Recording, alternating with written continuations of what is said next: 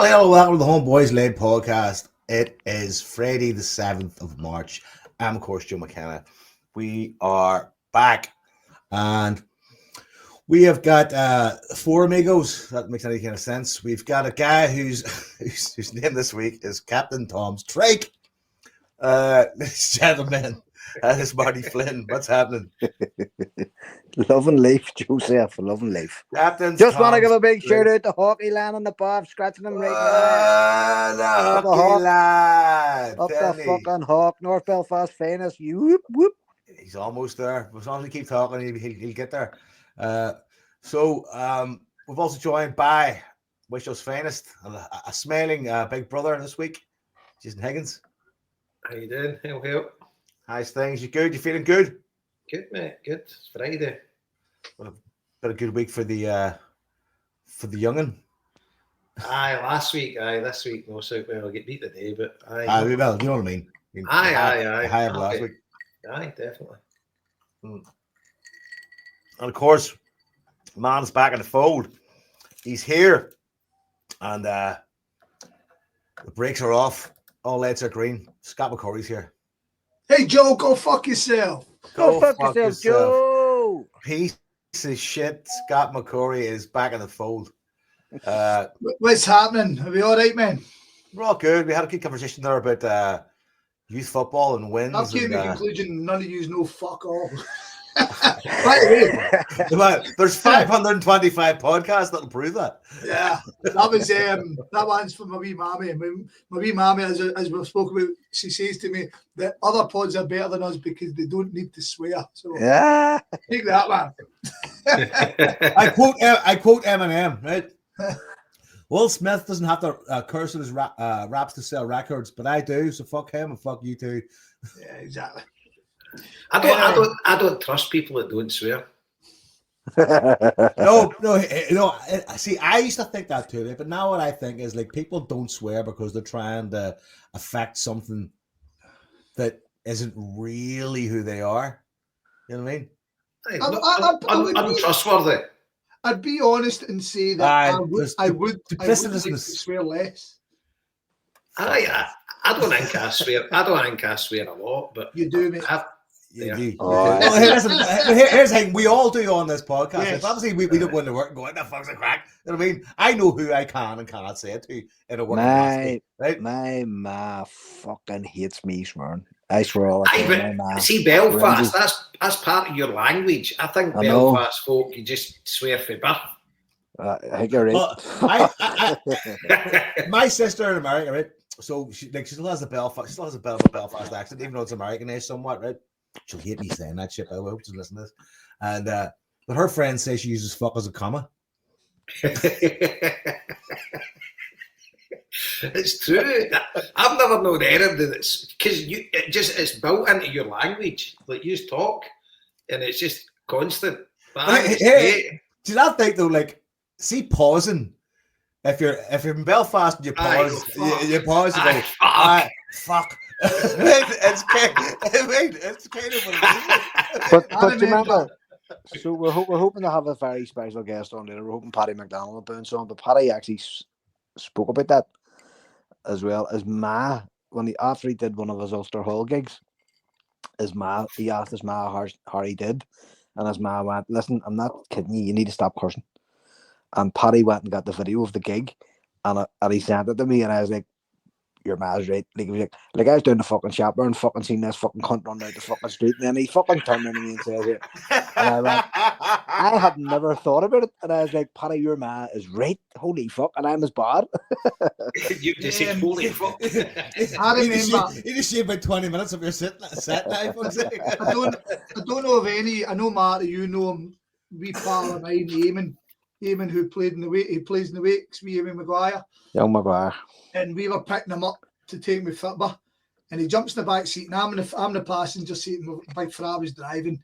And Eamon jumped in, and he sat down, and he's went, "Fucking," and never said anything else. Just went, "Fucking," and I was like, and I remember just looking at him, and I was like, and we just.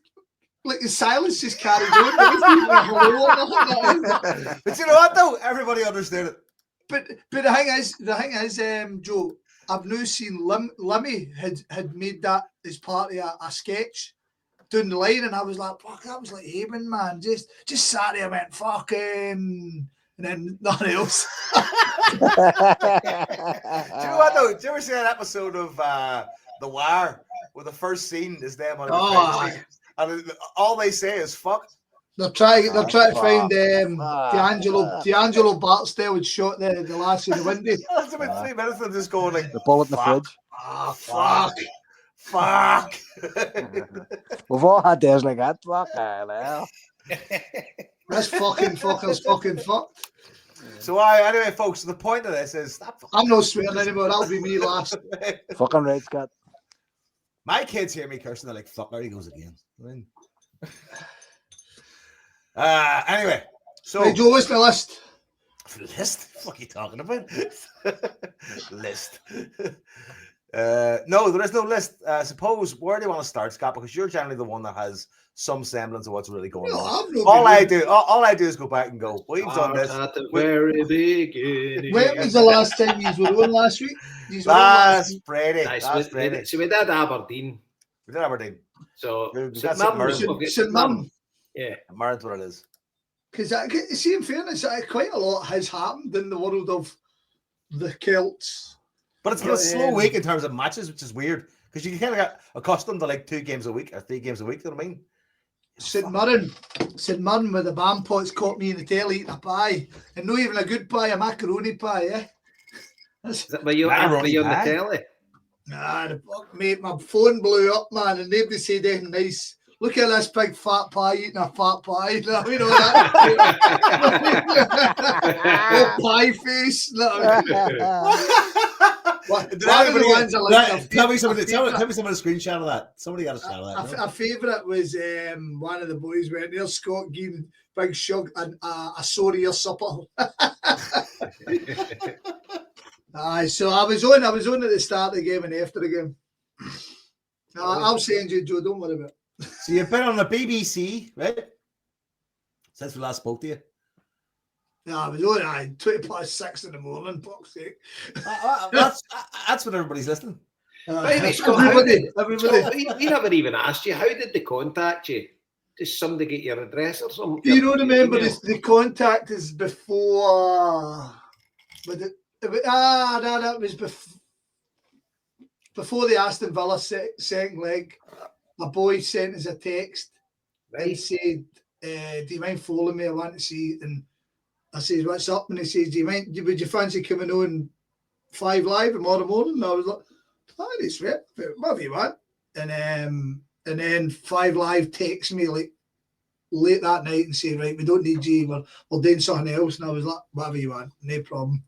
And then he texts me again before the second leg Bayern Munich, and he says, do you fancy it? 6:20. And I was like, mate, if it's helping you, sound. I'm not what we're doing. And then it happened, and it was sound. I mean, what was on for 2 minutes at the most. Do you know what I mean? Good. It was good. And it was really good. And me and Marty were just texting. And then I was like, I wonder how he got my name. Do you know what I mean? Because I told him we'd done the Homeboys, and he's like, oh, you got your name pod? And I was like, so obviously he's not clocked it for that. But it must have been that Aston Villa pod I was on with the wee boy with the mask thing. Do you know what I mean? So it must have been for that. So he says to me, man, he says, it was good and all that, and we'll maybe hit you up again in the future. And I was like, mate, what were you thinking? I'm not desperate to do it. I'm not desperate not to do it. Just what were you thinking? You know what I mean? I like talking. So much was the invoice then? Exactly. They charge me. No, it came across really well. And it is obviously the St Mirren game. I wasn't there. I was at a stag do during the day. So I was watching the telly, but I didn't see Scott. Obviously, I was watching it on a boozer, so you're really being massive. Well, I got enough screenshots and abuse to know that it happened, mate.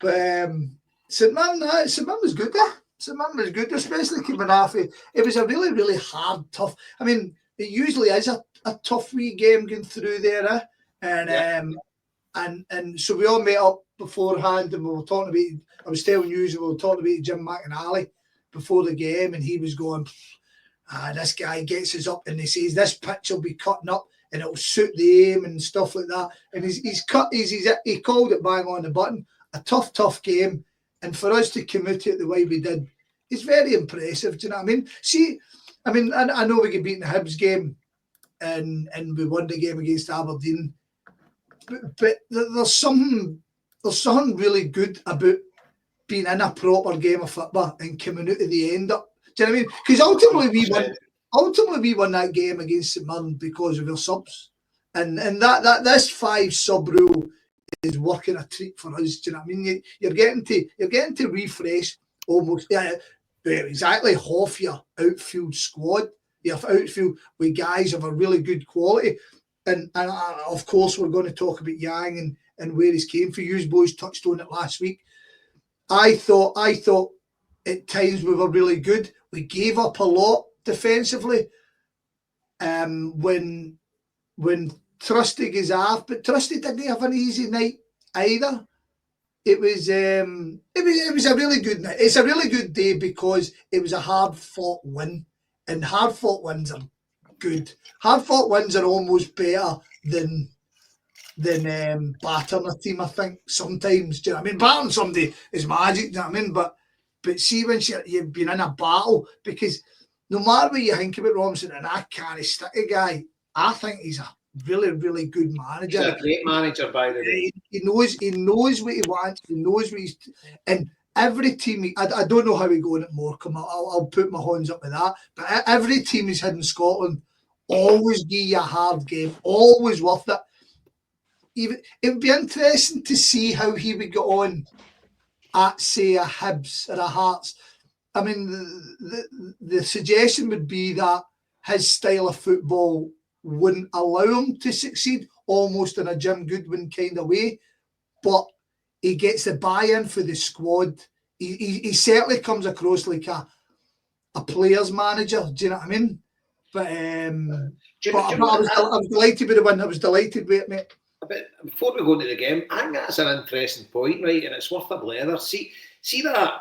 Do you not think it's very unfair to managers saying, like, I don't think they would be good with a good team because it's just like assuming they're like a one-trick pony. I don't mean it good with a good team.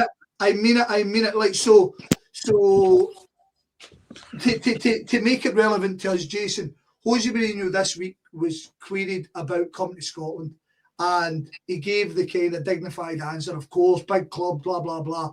But let's be honest about it, aside for the name and aside for how much he would annoy everybody, do we want his pragmatic, and I'm sure we might come to it down the line about where he is in the standing, because I think everybody's agreed he's kind of busted flush in terms of top European football now. But would you want that? Because that's how he plays football. Do you know what I mean? And Celtic, we have definitely got this our own how we want it. I mean, let's go back to Gordon Strachan. I know you kind of loved him, Jason, and stuff like that, but the time under Gordon Strachan, whilst having fantastic highs, I found that a grind. I found a lot it was. I mean, maybe nearly get the sack. Remember, no long after he came, the fans turned right on him because we were awful for a while, and then he kind of turned it round. But getting back to Robinson, see, be fair, St Mirren play good football. They're good to watch, you know. But I think it's to do with your personnel. That all I said as a player, you know, and like having an out ball at him, fucking hell. But I don't know. It's like he would be the wrong example, but you would go back to guys like your Sam Allardyces and all that, right? And like fucking you just know the type of like Sean Dyche and stuff. You know the type of manager. Like you know what you're going to get for them. It's fucking, as you say, pragmatic football. But the irony of the Sam Allardyce one was he became typecast and then he almost played into it, because if you go and look at his Bolton team, whilst they were a big tough team, he always had it. I mean, some of the top notch play. I mean, any team that allowed JJ Okocha and Yori Georgiev to play the football they did at that period, albeit at the end of their careers, then he definitely had it. I mean, I think the thing with Sam Allardyce, I know we're going off in mad tangents here, Right. was his Newcastle time, wasn't it? It was the fact that he couldn't make that jump to that point. Aye. But Aye. but again, I think that's maybe a discussion for I some know, pints. but it's a total separate discussion. Anyway, on to St Mirren. What did you think? You were the only man that was there on you go. You gave your thoughts. Oh no, just as I say, it was. I ended up with a plethora of troops behind us who, every time Adam Ida didn't do anything, you're fucking shit. You like every time, to the point of annoyance to me. It was very frustrating. Adam Ida is frustrating everyone is, and I totally appreciate that and concede that. But it was some guys just don't, and it's frustrating. Could we have been better? Of course we could have. Coming off we all knew it was going to be a tough game. So to be honest, seeing the tough games, I'm just wanting a win. And to get the win after the way it was going was excellent. So it's I don't know. We could have been so much better. We were slack in so many ways. We gave up lots and lots of chances. I thought the midfield wasn't great at times. McGregor didn't have a great game, hence the change. Atati looked like a busted flush during the game. Had a totally refreshed as soon as McGregor goes off. So that's an interesting topic. Adam Ida, I thought he looked like it was after Aston Villa. He looked like a guy who was back into it. But I don't know if the whole Maeda thing has gave him a major dunt confidence-wise. Liam's been going on about Kuhn. It's noticeable Kuhn's standard has dropped. But in terms of the game, there's some low points, but in general, it was a good game of football to win. It was one of the ones you come away patting yourself on the back going, that was a good win, man. I enjoyed that. Don't know. Yeah. I don't really know what else. You talk about it now, Seaburn. Did you hear? It could have been closer. Right? I felt like it could have been closer, but the fact that it was 5-2 made you feel really good about it. Aye. I was. Did any you go, Matt. You go. Did any of us listen to McCown's interview today? No, I've not seen it yet. So what he said was, he was asked about, you've got a week here. What the fuck? And he was going, he says, you don't know how important this is. He says, we're knackered. He says, we've all been at this for months and months. He said, and having a week like this, he says, we've got proper sleep. We've seen our families. He says, we've trained together. Believe it or not, actually just training together, being at this training ground and spending time together. He says, yes, we're doing a wee bit of tactics and we're on the pitch and all. He says, but this week has been amazing. He says, just having time. He says, where we don't have to catch a flight, where we're sleeping in our own beds. He says, it has been such a hectic period of football over the last while. He says, this week has been amazing. So it's just what you were saying about Hatate being busted and Kuhn being busted and fucking, like Rogers was talking about the injuries we're having today. You know, about Bernardo will be for a while. And that, but he also said that what the fuck? Let me get this right in case I get it wrong. But no, it wasn't really about that. It was more. He was saying that the defense, they've been working on the defense more because it was actually Scales, because it was brought up that Scales is out, and then they were asking about Trusty's head injury, and he was saying, "Listen, the defense are tired." He said that's why they're making mistakes. He says, "Have you noticed the last load of games?" He says, our defence, we've been making much more defensive mistakes. He says, and it's down to tiredness. He says, they've played tons of football. He says, so we've been working on that during the week. He says, now Scales is going to be for a while. He's injured. And if anybody hasn't seen the fucking state of Scales this last couple of games, he looks injured. He's been fucking terrible. He's playing rugby on occasion. So it was in that context, he was sort of thing. And then it was really interesting because McCown, we had to read in with him, sitting by the two, and he just let it out. Very honest. You know, and they were asking him all sorts of balls about Scotland call-ups and all, and he just brushed them all aside. He says, look, this week has been great. He says, well, I don't have to travel. I've slept in my own bed. I've met my family. He said, we're all together at the training ground. It's just sitting down and talking to the players, just being together and chilling out after training. He says, we haven't had a chance to do that for months. He said it's just been relentless, travelling, sleeping in different beds, not sleeping at all if you're travelling overnight. He says it's a blessing. And like, and I mentioned it on here last week or 2 weeks ago, whenever the fuck the last time I was on. And that's what I was saying about it's been incredible that we haven't had a really bad result like the Hibs result before, because that is the way it is. Usually during the Champions League campaign, you'd just be fucked. And we've been very, very lucky with injuries, which again goes back to what Scott was saying there. We've been able to utilise the squad, bring on 5 players, change half the team, put fresh legs on, bring in new players. You know, it's been a fucking serious year. Aye, that's what I was going to say about injuries as well. We've been majorly lucky. You know, majorly Totally, lucky. yeah. We'd some injuries to some key players. Hell knows how they say. Because see, when you actually boil it down, we've played 22 extra games against top-class opposition this season. With a very small squad, Jason, when you think about it. 22, that's mental. 22 extra. And then plus winning the League Cup and you're still in the Scottish Cup. Yep. So you've played every game that's been possible to play. Yeah, you know, absolutely. It has been a monumental effort from the whole squad. Like, we owe them a debt. You know what I mean? Fair play to them. I know they're footballers, and I know people go, aye, well, they're footballers and they make all this money, and that's fair enough. Like, I'm genuinely not arguing with that. But if you're playing it in somewhere in Europe on a Tuesday night, and you're not getting home to 4 or 5 in the morning, that's you fucked for 3 days. Like, even if you're not traveling and you lose that amount of sleep and you weren't playing a football match, my sleep patterns be fucked and things like that happen. So for us to maintain that level of... The 40 pints isn't maybe get something to do with it. Fuck true. But no, but seriously, so I watch American football, as you know, so I'd be up all fucking night. I'm a real nighter, but I would take, like, even the night, I bounced up and had a half an hour's kip before I come on here. Do you know what I mean? So it's to do that, to be playing against the likes of fucking Munich and Salzburg and Dortmund and those sorts of teams, you know what I mean? And being on that buzz of a high, if you're getting a good result, or Atalanta, or, you know, you're not fucking sleeping. If I was flying back on the airplane that night, I wouldn't be fucking sleeping either.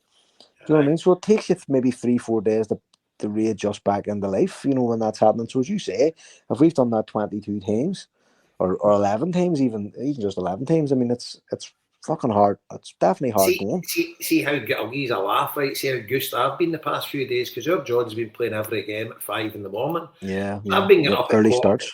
I've been getting up at 4:45, watching his game, and then taking Toff a walk. See the other morning, I had, by 8:30, I took Toff about a mile walk, watched John's game, made the dinner, and hung a washing out at 8:30 in the morning, then started work. And look, I'll give you a laugh, right? Cinderella. I know. Seen Wednesday, right? So finish work, get the dinner on, they come in for work, get the dinner out, and me and Ellie went to Mass to get our ashes, right? So I don't know what they've done at St Thomas's, but it was fucking tar macadam they put in your head, right? And it was like, I was watching it now, when you go and get your ashes, right, and you look up and you're like, I hope they don't fucking that big, but the big balding apple that I've got, you're like, a wee bit would be all right. You look at everybody come back and it's a full jet black crossing the head, right? So the target. They look at your head and go, that's a canvas. So it's a full jet black. So when I walk out of Mass, I bless myself with the holy water. See, when I've got in the house, right? I got in the house, I looked at my hands were fucking black. I couldn't even get a half with washing my hands. So I took my mom shot and went up. I take her shot at night. So I took her. She gets her shot and she goes in, gets back in the house, takes off a big walk, and I gets in that Liverpool game zone, right? So I'm fucking lying on the couch watching it. Next thing I've crashed out. Linda's come down the stairs about an hour later and I've just woke up. She's like, look at the state of you. I'm like, what? She's going to look in the mirror. Fucking hell, I've been rubbing my head and all that when I was lying sleeping. It was fucking in my eyes and all that. The Darmacadam. Well, fucking Al Jolson. The state I was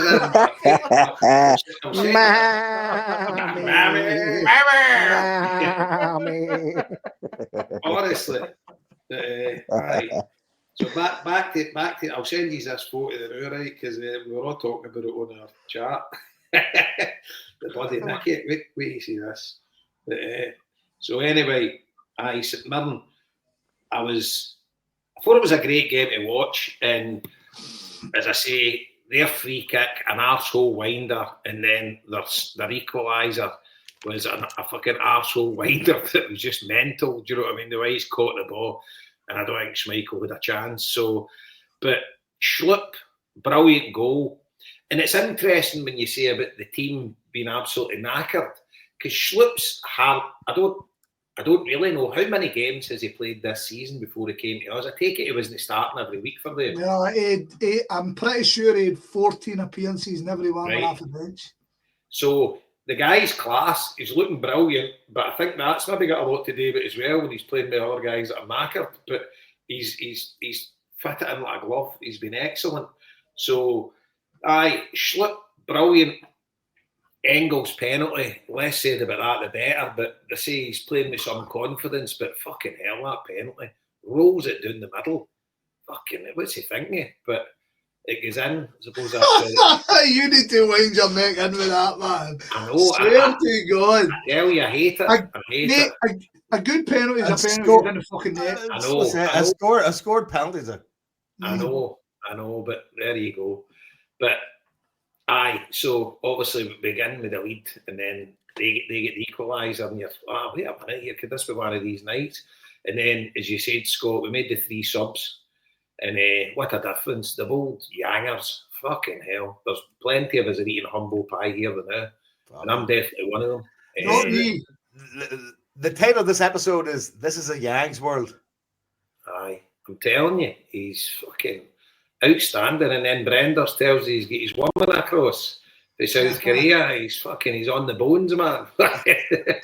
So, Yangers knocking boots. Aye, we've got walking hard on. Fucking keep her around. Fucking Sean Stonnery. I mean, he scored the 2 headers, but the run he did as well, the one that was the stramash in the box, it could have went. It was brilliant there and all, but he's just looking he's looking outstanding, you know. So, and then the King obviously pops up with what a goal he scored. Wow. That's maybe his best goal of the season. I think so. Oh, you know what? Maybe not that. Maybe the one was against Bruges. Nah, he scored a few. He's lob against Dundee. His lob, that was good. That was a belter. Who did he score against where he smashed it out from the edge of the box off post in Champions League? Was it Bruges? I can't remember. My fucking memory shit. That's Paul Larkin. Anyway, good day at the office, and obviously the big talking point was the Alistair Johnson potential penalty. I think it probably was a penalty, but he definitely got the ball. And I mean, I don't know if he's full. Obviously, his studs are up, right? But I think he was fully intentionally getting the ball. You know, and here's my question, though, Jason, right? See if you get a touch of the ball, right? Here's the thing, right? See if the ball's between you and the other player's foot, and you get the ball, but you also go through and take the foot, right? Then you're kind of overcommitted, and yeah, that's a foul. It's, I suppose, a level of regression that isn't allowed in the laws of the game, right? See if you're going for a tackle, and the circumstance is, did you get a touch of the ball, but then you also hit the player? Which one matters more? Getting touch of the ball or hitting the player? How does that balance like? Because sometimes I always think, as long as you get the ball first, at least by a fucking millisecond, whatever, if you get the ball first and then you crash into the man, to me, yes, it might be a foul, but it's not going to be a penalty, which doesn't really make a lot of sense, right? But if the law is, if you take out the man with the studs up on his ankle, whatever, regardless of whether you get the ball or not, then it's a foul. I just get very confused when it comes to that sort of stuff, and I get confused very easily, in fairness. But I mean, it's one of them ones I don't think anybody can really answer at times. But it was a tackle, and he touched the ball, and then he followed through. It was exactly as you described. The only difference was it was in the box. So he does make contact with the ball, albeit slightly. But outside the box, is that a yellow card? Probably, most likely. It probably should have been anyway, because he's getting studs up and he's caught the guy. So I think we got away with one. But I do. Aye. But we'll get back to talking about the Muir and the thing with the Hibs game later on. But I'd say it was probably a penalty. We probably got away with it, but he did get the ball. And you know, he didn't get the ball under control, but he definitely got a touch of the ball. And I don't think he went out to foul the guy. He went out to win the ball. But if the guy's fit, wasn't he, there, it wouldn't happen. So, aye, straight one. But no, a great win and a tough game. Because when you look at the stats as well, I mean, we had 75% possession. But then you look at the shots, we had 18 shots, they had 14. And on target, we had 9 and they had 7. Off target, they had 6, we had 5. So they were well in the game. You know, they didn't hang back, but it's good to play a team like that goes for it. And to be fair, the last 2 away games, they manned Hibs. Both teams have absolutely went for it. And it does make for an enjoyable game of football. You know, and see, to be fair, there's some good teams in Scotland nowadays. There is, you know, it's I'd say we're by far and away the best team in the league. But there is some decent teams out there. And obviously we've struggled at Tannadice. And obviously they fucking parked the bus and didn't even attack. But they got what they wanted. But it's refreshing to see teams like St Mirren and Hibs kind of bringing the game to you and trying to go for it. So, aye, it was a good win, definitely a good win. And obviously with Marty saying with the interviews puts it in a bit of a different context as well, with the players being absolutely knackered. But they're giving it their all. I was actually talking to, sorry, Joe, you and Marty go, I've got a few things saying random stuff for later. No, here, run away. I've got to say my piece. Like, I mean, I really enjoy watching the game. I mean, I enjoy a competitive game, but it's just you know, the Ada thing, I do think people are making too much of it. But I do understand what you said, Jason, or as Scott said it, about Maeda being the kind of superstar at the minute that might be kind of putting a punch on Adam Maeda. I genuinely can't understand why anybody gives a fuck. Like, he's wearing my goals this year, and he's a fucking obviously a decent player to have on your team. Yes, he's not going to score 30 fucking goals a season, but our goal difference is ridiculously high. So you're not even relying on him. What the fuck are people moaning about? Because like, people had to go, Marty, for this guy, why am I not getting 30 goals? They need some folk need to have something to moan about, Marty. Nothing can be going good.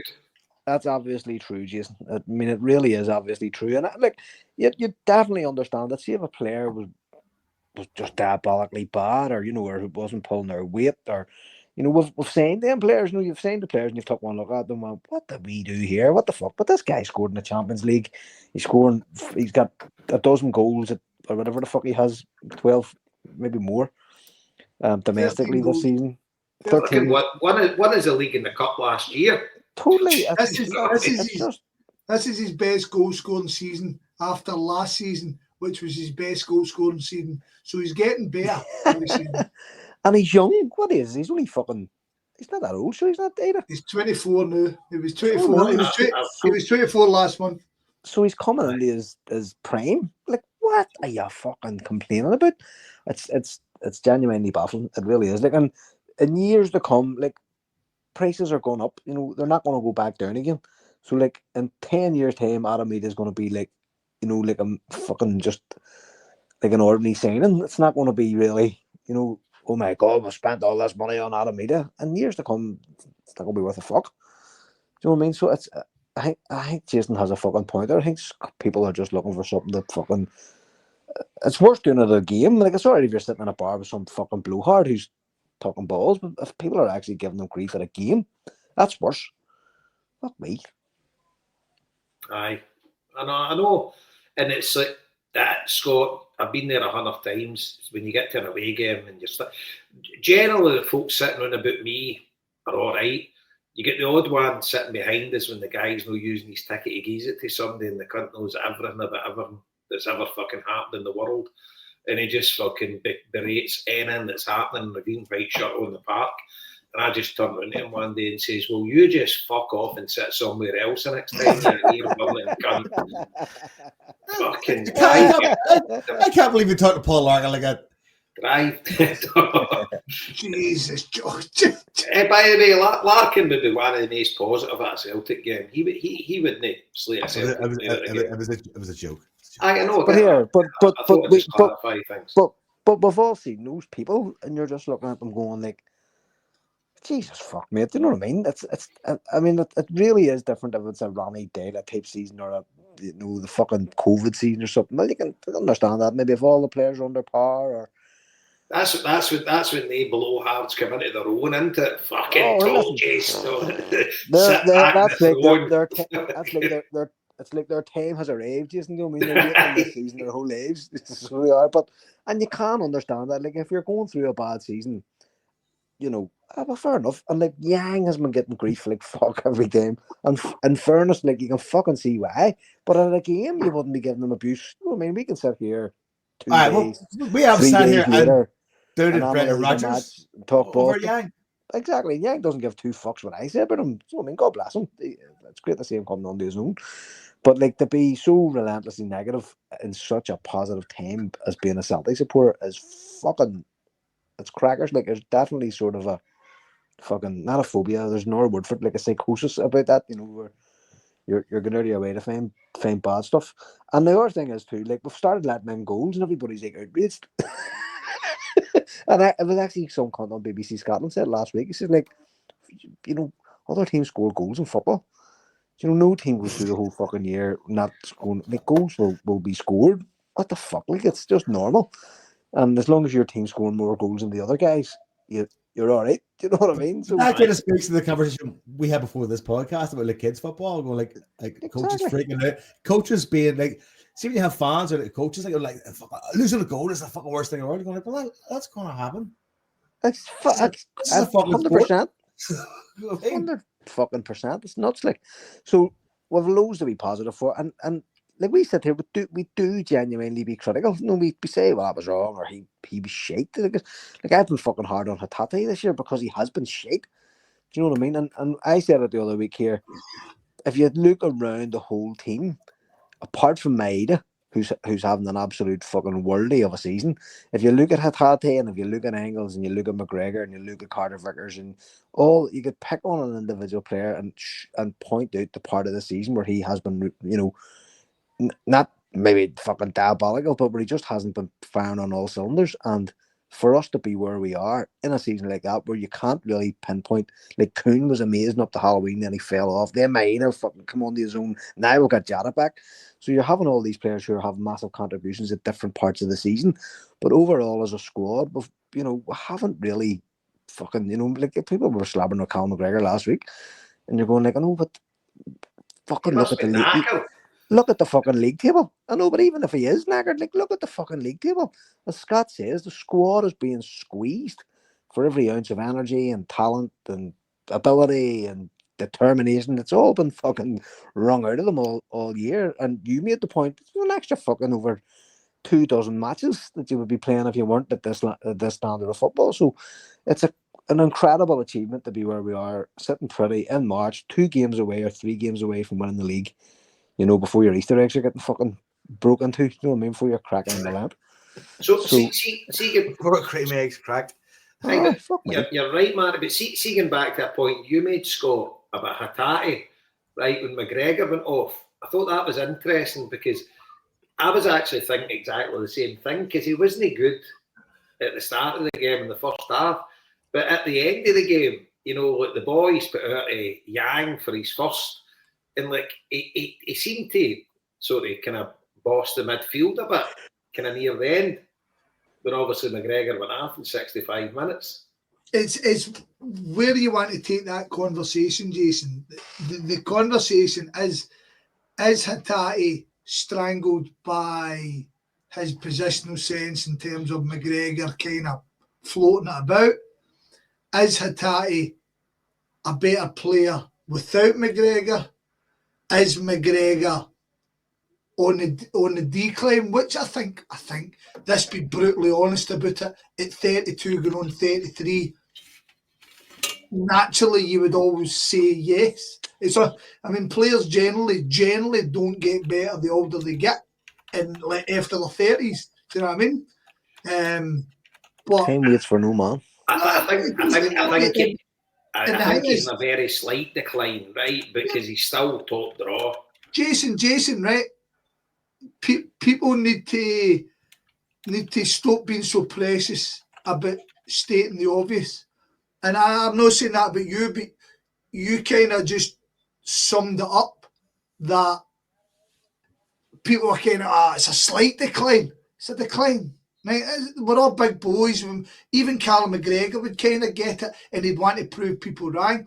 But the older people get the things that they've done for, and the fact that we run McGregor into the deck, won't That's what I was going to say. I think he's going to be better so this put right one of the greatest football players we've ever seen plays for Real Madrid now.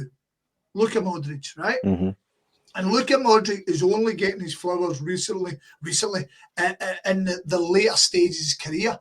If anything, Luka Modric, whilst everybody thought he was a sensational football player, it was only when Luka Modric hitting 31, 32 that people started going, fuck me, this boy's wild, man. Because he's playing in the top team in the world and his talents have been showcased, and that allowed him to be so sublime for Croatia as well.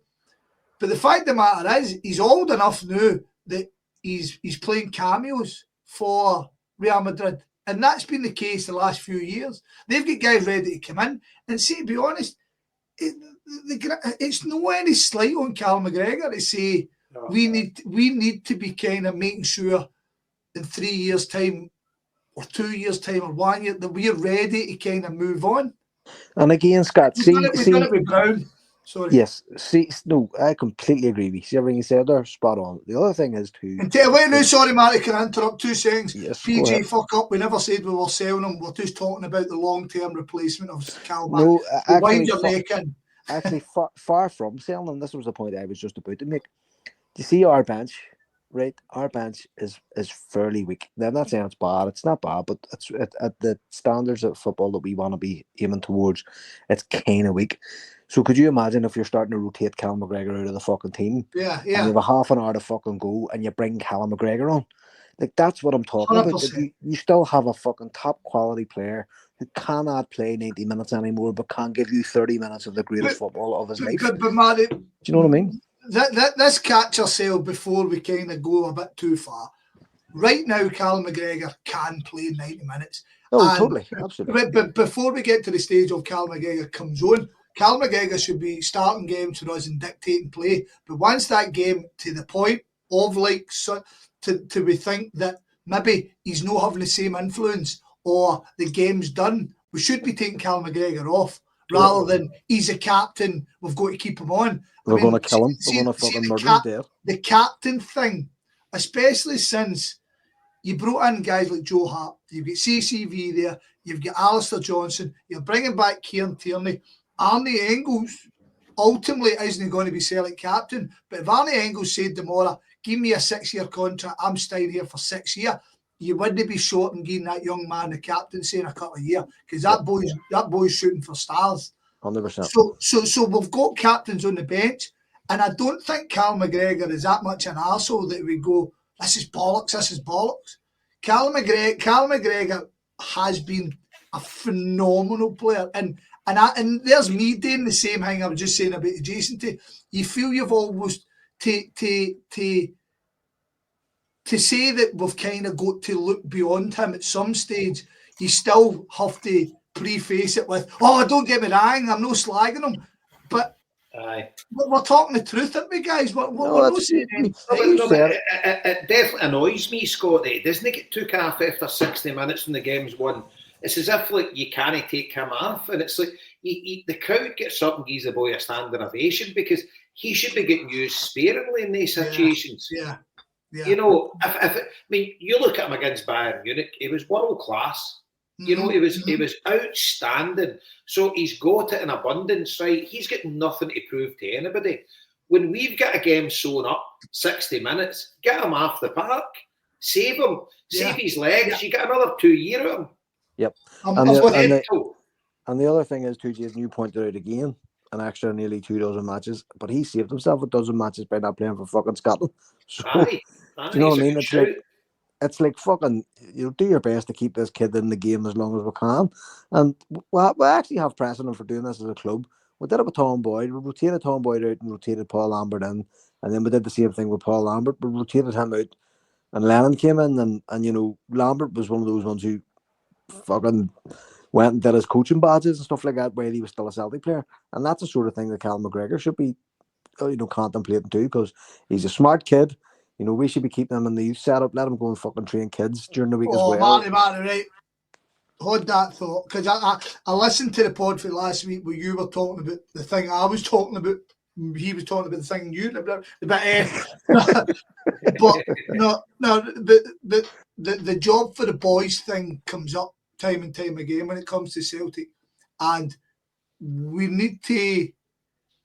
Hold on. We need to kind of shuck away from that. However, jobs for the boys when you're giving it to no harm to Darna D. Do you know what I mean? On Stephen McManus. Cal McGregor is arguably one of our greatest ever. Aye. Do you know what I mean? So keeping the guys who knows what the standard is, who knows what it is to be the top level, who knows what it is to walk up there. I mean, like that. They harm P. Davidson. I don't know who your kid, but you're saying McGregor's too quiet as a captain. See when Cal McGregor's standing in that, we've all seen from afar, and he's standing there and he's telling them, and you can see him pointing. Cal McGregor's done all right as a captain, I think, personally. Do you know what I mean? Brilliant, absolutely brilliant. I think that's bullshit that he's too quiet as a captain. Well, you see, we all saw that documentary. He wasn't quiet at all. Like, he was shouting and roaring at the team in the world class fucking basics arena, whatever the fuck it's called, that dressing room part that we're in, and Rodgers was just giving them the floor and allowing him to, he was reiterating all the talking points that Rodgers was going over and key parts of the matches that were coming up and blah blah blah. So to me, that's not a quiet guy. He was very comfortable in that position, and we were laughing about he had wee ticks in his voice and stuff like that. And do you know what I mean? Fair enough. Fuck me. That's like, nobody can understand the word Paul Lambert fucking said, but he was a decent captain for Celtic. Danny McGrain. Yeah. Danny McGrain in the huddle. Fucking, you can't even hear anybody speak in general, and he's speaking to you. Like, what the that was long before the huddle, to be fair, Joe. Danny would be fucked with the huddle. Do you know what I mean? Imagine Danny with the huddle. What is it? Is there a dog here? In the grand scheme of football, the new, what is a captain? I mean, I've often thought a captain's role is somewhat overblown, is it not? Well,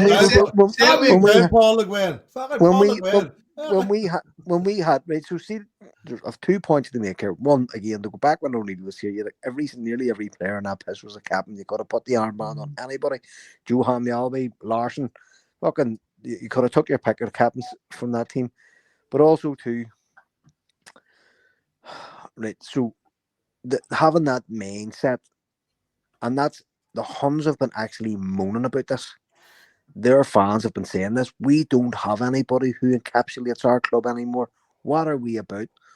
And I'm not talking about the bigotry stuff. Actually, just as a football club, what are we about? What is our fucking stamp as a football club? Who are we? We have no philosophy. There's nobody there, and that's why they've went out and brought in fucking Baza and Neil McCann and fucking they've brought back all these three preachers.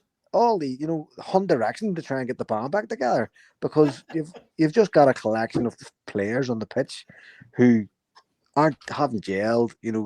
They do have decent players who shine occasionally, like Cerny and Dessers and stuff like that, but they've no football philosophy at all.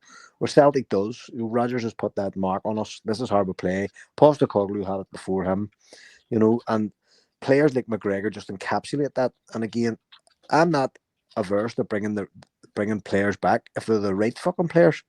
Do you know what I mean? Or if they're intelligent and if they can see football in a certain way. And people moan about he's got his coaching badge and stuff like that, but stuff like that's actually really good because it makes you think.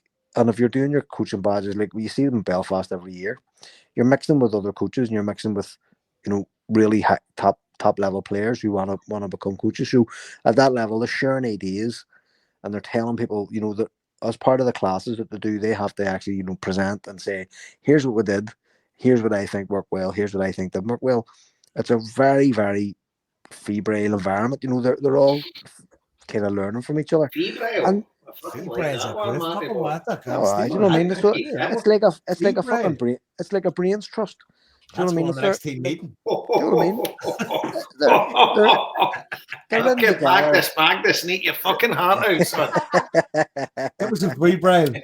You know what I mean? It's like a fucking brains trust. They're all learning from each other, and it's good. Now, see if you're a fucking moron, you're not going to make it as a coach. We all know them. We've seen them. We've seen them get top jobs in football, and you go, he's never going to last. He's a fucking gimp. Do you know what I mean? But there's other players too who maybe weren't the greatest players on the field, but who think about football, who are smart about things and pick up quickly and can make adjustments and stuff like that too. Cal McGregor is all of those things. He's intelligent. He's a top-class footballer. He's played at the highest level. He's played under amazing managers. He's played under fucking not so amazing managers as well. So you would always think he'd be picking up bits and pieces here of what and what not to do. And you could 100% see Cal McGregor getting into football management. Like as Scott says, he's 33. Come 33 and when he's 43 or 53, you could fucking see him being in football. Well, there's other players who are looking going, he's not getting into football. There's not a fucking chance. You know what I mean? He's an athlete. He doesn't have all the other ring smarts really that you need to be a manager. And I think we should, the likes of him, that's what you're saying to them. Listen, there's a coaching path here for you. Go do your badges. You can still play, blah, blah, blah. And that's it. I was actually really disappointed in Lambert because he just fucked off once he got his coaching badges. Do you know what I mean? He always said he would never come back. He never wanted to manage in Glasgow. And I always thought that was a shame because he is a decent manager. He's a decent coach and a brilliant player, you know, and he played at the highest level. I always felt that was a bit of a fucking shame. It's definitely an interesting debate. I mean, again, Pete Davidson, he's kind of flinging up a kind of, mate, I'm not digging you because... Hold on. For the listeners, you better read out what he fucking says. Right, so sorry, we've got the chat on the side, and this is coming in from the YouTube comments and stuff like that, and he basically says McGregor's too quiet as a captain because he says, my point is during games he doesn't put pressure on refs. Safe decisions is what I mean. I'm not saying he's not been a great player captain, but I think at times we're getting held back with McGregor because he's not as mobile, etc., and playing him every game. So I mean, what he's saying is fair enough, but I think it'll often stick in somebody's throat when you do start kind of over-analysing guys later on in their career. But it is a fair comment, as we're all saying, that Celtic need to protect themselves and we need to look. Let's not kid ourselves on. We would all love Celtic to be full of top-notch 22-year-olds who are all busting their ass, but you need that bit of experience in there. Cal McGregor is easing us into, hopefully, the next stage, because I think I've been quite open in the Scott Brown thing. I wasn't a great fan of Scott Brown as a football player. Brendan Rodgers totally revolutionised him for me. I was the same as you, Scott. Right? Well, that's it. He totally revolutionised it to me. He became an absolute Celtic legend. But before to then, I was in your camp. To the point that I really do. The ambassador he has become for our club is quite wonderful. But if we done the best 11 you've seen and you had Scott Brown or Callum McGregor, I'd have Callum McGregor every day of the week.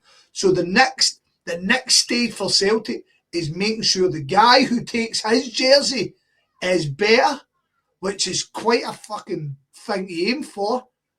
But that's where we are now. I mean, we spoke about Greg Taylor. I think Greg Taylor's been a great player for Celtic. And we're replacing Greg Taylor with Kieran Tierney. Now, touch wood, Kieran manages to go over these wee injuries he's been getting, but that's an upgrade. We had Palmer, we've replaced him with Jota. That's an upgrade. Let's be honest about it right now. Kyogo being replaced with Maeda, it's an upgrade. And that's what we've got today. Engels coming in is an upgrade.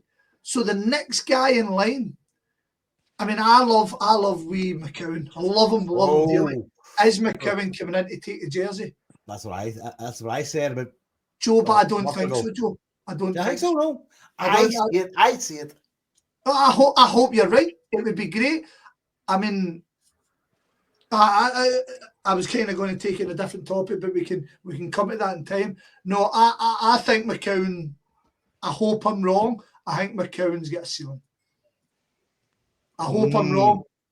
I hope he proves me 100% wrong. I really, really do, because I really like him. But you've pushed my sore tooth there, so you have. I think Luke McCowan's an unbelievable signing for £1 million, right? Yeah. But yeah. I think people were getting way overboard, because he's a really good player and he'll do a job for us. But is he going to be a stalwart going forward for Celtic? I kind of don't think so. But I think he's going to be an amazing addition to the squad, and he's going to be a Mr. Reliable, and I think he'll be there potentially for the rest of his career. And I think he won't be battering doors down to make sure he's starting every week, but he'll always be a guy, if somebody gets injured, he'll come on and he'll chip in with a good few goals every season. And I think we need day players, but I don't think he's going to take on a captain's armband or anything like that. I just don't think so for a minute. Right away. So I presume are we done with St Mirren? Because I know we've not even talked about Yang. Who wants to talk about Yang? Youngster. Yeah, the youngster. I tell you who we never mentioned as well, Kasper Schmeichel. Yeah. Because he let 2 goals in, but fucking nobody could have saved him. You know, the free kick was an absolute belter, and then the other one was just an absolute freak. So I don't think he was culpable for any of the 2 of them, but he made some that one for that Olasanya right through. It was a great save. But did any's listen to that Gary Neville podcast with him? Not yet. No, not yet. Yeah, I watched it, mate. Thought it was. I just listened to it when I was out walking toffee, but I thought it was really interesting. Thought he came across really well, and he kind of made some great points. And now somebody tells us he was an ignorant bastard and stuff like that. But it kind of comes through because he's kind of focused to fuck, and he's right, like, you know, and he's on about the arrogance and that you need to have it. And it was interesting to get the goalie's mindset and the pressure that he was under when he was on loan for Man City, because he was playing for guys' win bonuses and stuff like that. And being a goalie, you know, you need to fucking have perfection or you're letting the team down. I thought it was really, really interesting. And I wish they'd done more of the Celtic stuff. They didn't really do much on Celtic. I was hoping. It's quite frustrating, that show, because Ed Martin alone, and they never really. Aye, that's right. Went mad on the Celtic stuff, which is frustrating considering you've got Ian Wright and Roy Keane there. But I remember watching Roy Keane, the Juventus. What's that? Roy Keane, the Juventus fan. But I remember watching when Gary Neville done the walk-in interview with Wayne Rooney, and he said to him, "Who's the team that you regret not playing for?" And he says Celtic. And you would have thought he's chatting Gary Neville's pipe. Oh no, Gary Neville was like, what? So Gary Neville, it's his boss, so obviously he's dictating what's happening and where is it going. So I don't think he really wants to talk about. I think he wants to keep it. But I thought it was a really great interview. The Anderlecht thing, I mean, I don't know if we wanted. If Joe's not listening to it, I don't think it's fair to kind of. I don't mind. Fuck you, and I'm not going to listen to it. Hurry up. Exactly, fuck Joe. Right, so basically, he was saying it was at Anderlecht, and the manager said to him, "See, when we've got the ball, I want you to become the third defender, but play on the right of defence." And he kind of double taked and looked at the manager. And he's like, "What?" And he's like, aye, when we've got the ball, I want you to become a third defender, come out the goal and go and stand in a back 3. And he's like, why? And he's like, because you can ping the ball and everybody else is getting man marked. So if they come onto you, then we're freeing up a player.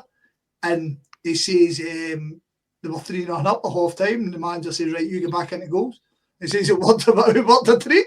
Absolutely, and you could see everybody sitting there going, no way. Everyone, and Roy Keane, Jamie Carragher, Neville, they were all like, what? Are you kidding on? It was, but he's a different level for Joe Hart. Joe Hart, I don't think he's as emotional as Joe Hart. No, definitely. He's kind of cold-hearted. He's made a machine, but But it's so interesting, Jason, when he was talking about, he says that we're playing a game every 3 days, and now we're going back to a game every weekend. But I'm spewing. I'm like, I just want to play. I just want to play games. I want to play games. I don't want to train.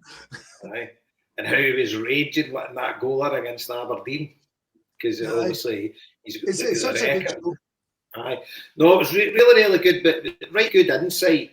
And but I agree with, see, your Neville. Your Neville's just a typical fucking bog-headed English cunt that doesn't really rate Scottish football. That's what it comes across to me. Like, definitely. Sorry, Jason. I really I watch everything they put. I'm a liar. The day the women's one, I kind of body swear that. But I listen to generally everything else, and I watch all the shows, and it's see, but he's that tied in with Sky that the script with Sky. There's no, it's EPL. Even though they show your games, it's still EPL. You know what I mean? Yeah. But I mean, if he had his own way, not his own way, but like if he was the kind of, he wouldn't have a woman jailed on it, would he? Like, well, she's ticking a box, isn't she? That's all right. I'm not. That's not criticism. It's just the truth. The irony, Joe, is she no like is she no got over like 100 England women caps? She's really entertaining though as well. Yeah, see that's the point. There's other women out there who've got something to say, and I think they're pretty decent. There's some garbage out there. Do you know what I mean? Like Aluko's god awful, shouldn't be on the telly. I mean, there is box ticking. We know that. I mean, we've always known that, and that's just how the world is. But I love it. I think it's a great show. Yeah, I think she's really good. The bit she was on about Thierry Henry's aftershave, that was brilliant.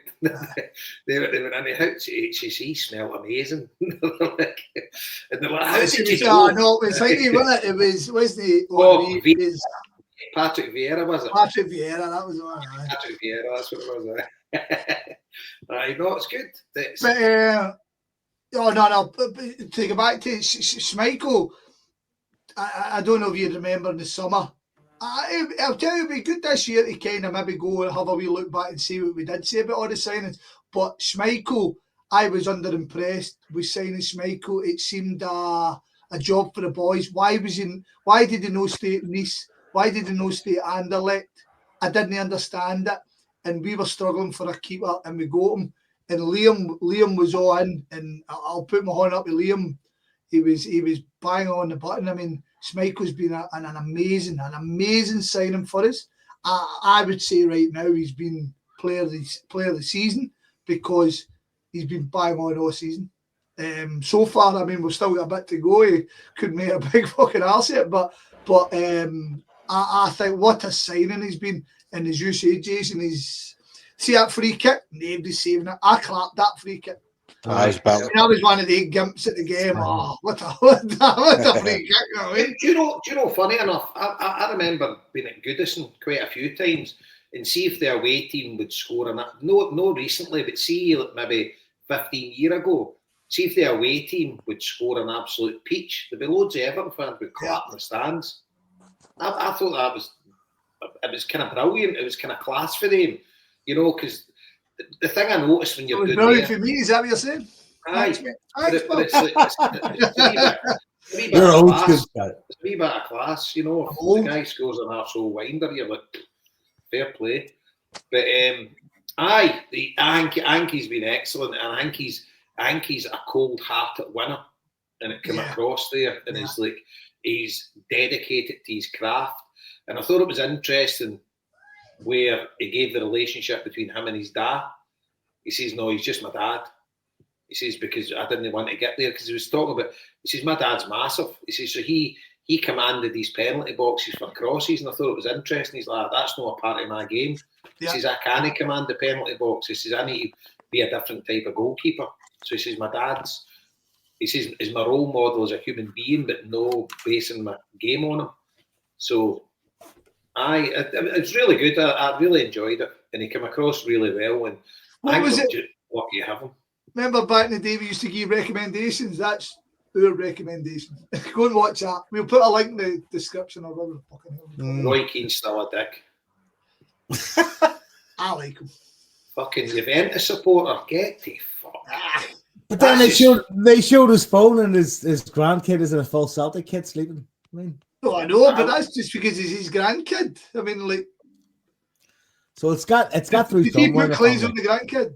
I don't know, Scott. I'm not trying to say that, but like, Well, I think Roy Keane. People always say Roy Keane played for Celtic. I am the opinion that Roy Keane wore a Celtic kit. Oh, come here, shite. See, that's bollocks, man. I want Roy Keane, right? Albeit the Clyde game was muck. Roy Keane was good for. See that game at Ibrox? He bossed that game. One game bossed that at all, Scott. What are you saying? One game that doesn't do it all. Like, what about the other games he played? Like, it was a very ordinary fucking period in Celtic. I'll tell you, Joe. What? What'd you say there? It was an ordinary period. Like, you're off your nut, mate. Swear to God. Right. See when Roy Keane decided to retire, I was gutted because I thought he'd had another year in him and he would have bossed that midfield for us. Easy peasy. I mean, I was well, especially after the way it started against Clyde, and I was up there that day. But Roy Keane's, I thought Roy Keane had, what was it, 6 months? Was it even 6 months? was it even now? I think it was finished before the end of the season, no? We said he knew he was done in 8 Yeah, that's fair, aye. He played in his own fucking testimonial train. That was that not at the end of the season? That was Old Trafford, aye. Oh. 10 appearances. 13 appearances, liar. 13. I had a captain for another year. He strolled at Ibrox that time. He fucking absolutely strolled. Aye. And if you don't, definitely, because we were getting a fucking top class player. You know, he's one of the best midfielders in the world. You know, that's not even up for debate. He was fucking class. You know, what a player he was. You know, you just got from Roy Keane's a dick, nice fucking. Aye, that's got none of Davies. It's none of Davies' football ability. It was about when he came out and says, "I don't support Celtic, I don't support Man United." They pinned him down. Who would you say you did support? I was waiting in Cork City, right? And I'd have been fine with that. Juventus. You fuck off, you fucking dick. See his phone. I seen a thing on that. He was 34 when he played for us. I seen a thing on the. He was in that overlap last week, and they showed his new phone, and he had a Celtic. No, that's what we're just talking about there. It was his grandway, nah. With the jersey on. No, I mean, that's good. That's good. So, by the way, another shameless plug as well. So, obviously, I'm involved with the Tommy Gemmell statue. Everybody listen to the official Celtic podcast. They get released today, and it's Martin McCrum and Mary Gemmell talk about the statue going up. Tommy Gemmell community project. It's really good. To listening to that, tonight. Jason, I'll give you a due, mate, right? You say statue all the time, and I love it. I don't know why. I say statue, but you say statue, and I think it sounds much better. It's like my dad used to say cran, and I was like, I'm not saying that. You know what I mean? That big cran. See Lund as well, man. Fucking, like, he's one of these a right old type Scottish accent, right? You're up to the board, all that kind of stuff. Okay, so I'm out in Florida with him, but we're in this place, Cocoa Beach. It's not really, it's all like American fucking holiday makers. It's like, it's the nearest beach to Orlando, but you don't really get many fucking Europe Brits or Irish or that to go there. So we're in this bar, and it's just all Yanks. And he'd been going there for fucking years, right? So I'm sitting at the bar, and the lads, come on, what do you want? I says, yeah, we'll have 2 beers now. I just wanted to eat one of them up there, hen. Like, she don't got a fucking clue what he's saying. The boy up the end of the bar is drinking, man. The same as that boy at the end of the bar. He's like a Gatling gun, right? And I'm like, Dave, she fucking can't understand you. Oh, fucking dollars. And like, you're just like, fuck's sake. So but see, that's brilliant. I mean, it doesn't change for Andy. We Marty on this. Marty loves, I think you love the Scottish, the Glasgow accent, didn't you, Marty? Oh, yes. 100%. I mean, remember the time, though, that you say you get the taxi, you were coming through the Vogue, you get the taxi, and the boy was like, he kept calling you Jimmy. And you're like, Aye, "What do you Jimmy." know, Jimmy? That's fucking brilliant. And I said, "You can't call me Jimmy the whole way." And he's going, "That used to be like common Glasgow patter." Like That's everybody it. was just like, Aye. Jimmy. All right, Jimmy, how's it going? Fuck ass and stitches. And then you get the taxi drivers who can't tell you. There's no point telling them what street. I need to go to such and such street. And he goes, "No, you need to tell me a bar." What? What the fuck? No, mate, I need a bar. If you find me a bar, I can take it, no problem. But I can't. Don't be telling me the fucking street. Change all the sleep zones, mate. That's it. So the interview on that official Celtic podcast, right? It is brilliant. And then at the end of it, there's an interview with Tommy with Jim Craig interviewing him. That's class as well at the end. It's really good. Yeah. And there's also a bit in it, right? I'll not waste it for MD, but there's a right poignant bit in it that I don't know if I've shared it with you guys before, but it's something that's going to be mega special about this start. You're gonna proper special. So, and they tell it in the podcast. So, just get a wee why is it achieved in such a short amount of time? Just it's fucking monumental, like in fairness. It's quite like it's quite amazing. Like, I mean, it takes a lot of effort to make that shit happen, right? It's fucking just by sheer will and fucking like force, you just fucking went right. This is happening, and yeah. I mean, commend yourselves, I think. I mean, it's been a lot of blood, sweat, and tears, but we're getting there. Well, at the end of the day, the statue's at design stage at the minute, and yeah, all Did good. you? I doubt he's would have, but the bold Joe Martin was on the Celtic Exchange. I need to listen to it. Aye, go and watch it or listen to it. It's good, man. Joe does as well. Joe's Joe, and he fucking hell, man. What's the point? Joe's a superstar, and do you know what's great, right? And we do this podcast, and we all know the script. We don't promote this because this is for us. Do you know what I mean? This is for us and all you clowns that listen to us, and God bless everyone is. But the Celtic Exchange have got a grander appeal out there. They don't swear, Marty. Jason doesn't trust them. Aye. Right? So I mean, for the watching. Aye. But he's on there and he's talking about he's telling the origins about it, and he's talking about Big Brian and all that, and he does himself, and as always he does himself proud, and the amount of people I've seen who are replying to it on the day and replying to it. Oh, I didn't know. I always wondered who the wee Waynes were. And he's still promoting the message, and he's still kind of selling it. So well done, Tino. Well done, the Celtic Exchange, for getting him on and promoting the message. I mean, I can't believe people still don't know what a Kano is. It's madness in my head. But obviously it doesn't. So well done, the Celtic Exchange. Well done, Joe, yourself. And up a Kano. Yes. Yeah. Anybody else? Let's go to Yang. Let's go to Yang. Yang's getting his hole. Aye. Jake the Hawk still listening, Marty? Oh, aye, he lives in the house. Yep. Is he still listening? Hawk? Oh, the Hawks on the road making stomach pancakes. Hawk, fuck the Tories and fuck Labour. Fuck them. Aye, so I mean, let's be honest about Yang, right? Let's cut all the bullshit. Right. We signed Yang for £2.5 million. I done a review of all those signings, and I was quite hopeful of Yang. For everything I'd seen about him, he showed hundreds and hundreds of energy. The biggest standouts for Yang wasn't actually his attacking, was the fact he played wide and he was quite willing to go back and dig in for the team. We spent £2.5 million from him. I could be wrong, but I don't think he's done his military service either. So that's I could be wrong. I'd need to go back and double check that. Can't you get that excused though? At a certain you can level? get excused if you win the Olympics.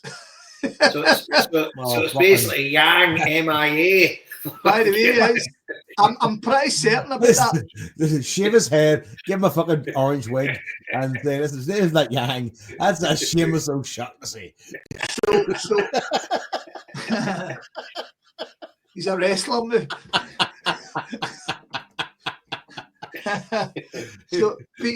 But I remember watching him, right? And let's be honest about it. He fell foul of the support in the same way as all the rest of our signings that summer fell foul of support.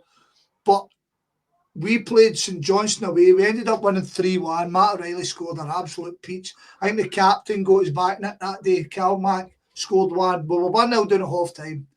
And his performance in the first half was awful. And it wasn't awful in the typical awful in terms of like now we've all watched games where the ball bounces off somebody's feet, he can't get under control, he passes the ball, it passes to their players. He had hundreds and hundreds of the ball but done nothing with it. Like he would beat a man and he would go nowhere, he would run into a blind alley, he would run in the wrong direction where we kind of needed him to go. And I remember I actually said on this, I'm pretty confident I said on this, was he almost needed to just become more and more selfish and get the ball and just shoot and try things. And the irony being that continued, that state of play continued right into this season. Some people were saying to me they just didn't see anything in him. And I've listened to all you guys, and no matter how, because I gave up on him at one point, I got to the point I'm thinking that see if he's not going to offer us anything, well, there's no point in being here. Do you know what I mean? Even our point was always, Scott, though, that if Brendan sees something, well, then we must be idiots. No, I know, but we can come with that, Joe. But let's be honest about it. Let's disregard that, right? Because see that's an easy excuse. We all watch games. So if you start going like that, like, oh, well, I don't know nothing because he's a football manager, I'm no. Fuck off. Why are we doing the Homeboys? You know what I mean? Why? Fucking hell, man. Why are we doing podcasts if you're going to sit there and go, folks, that's a good fucking question. Good night, folks. I can get furious. There they go. But this is why these podcasts are here, because we're here to poke things and we're here to ask questions. You know what I mean? It's the day we start just accepting that the manager knows best, football fans want to fling themselves in the fucking river, you know what I mean? And as you mentioned, us with esteemed opinions of the Homeboys, Skip tells us we got a mention on fucking Radio Clyde tonight. What's that? We're going to mention boys. Do you know what that is? That's on BBC. We're getting name checked on fucking. Penny, it's coming. Well, it's like fucking end of day stuff. I'd like fuck me. Fucking hell, man. Can you imagine one of us phoned in one day? I used to phone in years ago, Scott. Remember, I used to phone in and rip teams apart. Hey, I'll tell you who I've got on my Facebook. The bold Laurie for Dennis. The bold Laurie? You keep him on your Facebook. Hey, honestly, God, hey, Scott, I've had a pint with him a few times, right? He's a lovely guy, right? Drinks in Sean's sister's pub. He posted on Facebook today, you know what t-shirt he's wearing? Little Celtic Everton bobble hacks and Evertonian as well. Good evening, panel. Good evening, gentlemen. I don't mind Laurie. Laurie's all right. I don't listen to the show anywhere enough to have an opinion. There's a guy on TikTok, right? I think he changed himself from Laurie from Quarantine. I think he's moved house. Sorry, there's a guy on TikTok I watch called Ollie Cole, right? And what he does is he uses socialism and Marxism to look at football, right? And he's a professor of like social geography and stuff like that there. And but he's a mad Everton fan. Every time he's on, he has the best Everton t-shirt I've ever seen. Every single video, he's got some class Everton t-shirt. And that's a fucking belter. One was cans of beer, and it was all different Everton kits. I was like, that's a fucking belter. Joe, I'm going to take umbrage to what you just said there. What? Every time he comes on, he's got the best Everton t-shirt, but he's got a different one on every week. So pretty much, yeah, pretty much. So what's the best one then? The next one. I'm joking as well. You thought you were painting yourself into a corner there. You just found a big gap. Bob and Weave. My best friends. Bob and Wave. It makes no fucking sense. Remember, your lazy butts are in this too. Get up in that wagon, we're going up north to put the word in the streets. And I'm hoping that you're with me, and I'm joking desperately, and I'm joking Where's my that guitar? you come. And it's ladies' night at the Palace Hotel Ballroom. Oh, wait now. I never saw anything in him, to be fair. Glad to have been proven wrong. Welcome to the room, big Shawnee boy. Big shot. Big, you Yes. you stick to baseball and basketball and stuff like that. That was a fair way, fuck with. Swing, bada, bada, bada, swing. Big Sean's getting it But- right. But the point is, I don't think there was anybody on here who said Yang is hopeless. Oh no, Not one. You know what? I think I might have got close to that though. Hold on, it said what? He was hopeless. I fucking said he was hopeless. That's what I think. I actually said the other week, he's the only player I've ever seen that can beat 10 players and end up back where he started. So, no, you did say that. He's beaten 10 Fucking players. But see the beating 10 players means he's not hopeless, Marty. No, You but that, maybe not hopeless, but I genuinely was fucking baffled. No, yeah, by the you guy. gave up on him. No. I've already said, So- I think we all kind of. If somebody somebody's no giving us assists, and somebody isn't giving us goals, and somebody isn't giving us clean sheets, then we're all ready to kind of bail on it. But we can't say that this guy wasn't a decent footer player. This guy is a decent footer player. And Brendan, to come back to Joe's point, Brendan Rodgers deserves all the credit because it would have been so easy to launch him out the door or stick him in the B team. No, it would have been so easy. And he's managed to make this guy an asset to the team. Now, is that asset going to propel us to stardom? He's still got a good bit to go. If I'm sitting here telling you that I don't think Luke McCowan, who has been really good for Celtic so far, I don't think he's the guy to take us to the next level, then Yang's got another 2 steps behind him. However, we've spoken about it in the past. If you're in the squad and you're not contributing, then I can't stick your face. But now the boys contribute, now the boys making a difference, and the squad like him. I like that about him as well. So well done, Yangers. You deserve every bit of credit you're getting. Yeah. And I'm very happy to eat humble pie. It's brilliant. See, whenever that happens and a player comes out of themselves, That's what she said. you'd be delighted. I tell you, but what a top. I mean, see the delight in his face when he's scoring the goals as well, you know. And obviously, he's no listening to fucking podcasts and stuff like that. So No, is he? he's maybe a bit protected, right? But he obviously understands he's underachieved for his game. Obviously, he knows he's got the ability. But bloody hell, I mean, his work rate was never in question. But it was just like, we all thought, is he got a football brain at all? Because, as you said, Martin, you couldn't disagree with that. He went beat 10 players and end up back where he started and fucking expend some amount of energy in the process. And he's knackered. Oh, he's like, You'd see him trudging back to the halfway line, achieved the square root, fuck all, ran about fucking 3 kilometres. That's it. No one of them fucking heat maps. He's like a snake. No, it's like playing Snake on the nappy. But we've said it. Like, I've contradicted myself a million times on this podcast where I've been saying we actually need to give players time. We need to let them fucking settle down. Blah blah blah. You know, and yet, but Yang's been here since Postecoglou. He's been here a long time. So it's No. He signed under Rodgers. I thought he was unknown first, was he not? No, he signed the summer Rodgers. Was he in that summer? Sorry. Aye, so he was lined up by Postecoglou and signed in the summer, so he's been here a year and a half. You know, and he's young. And again, going back to what Luke McCown said at the press conference today, something as fucking simple as your girlfriend being about.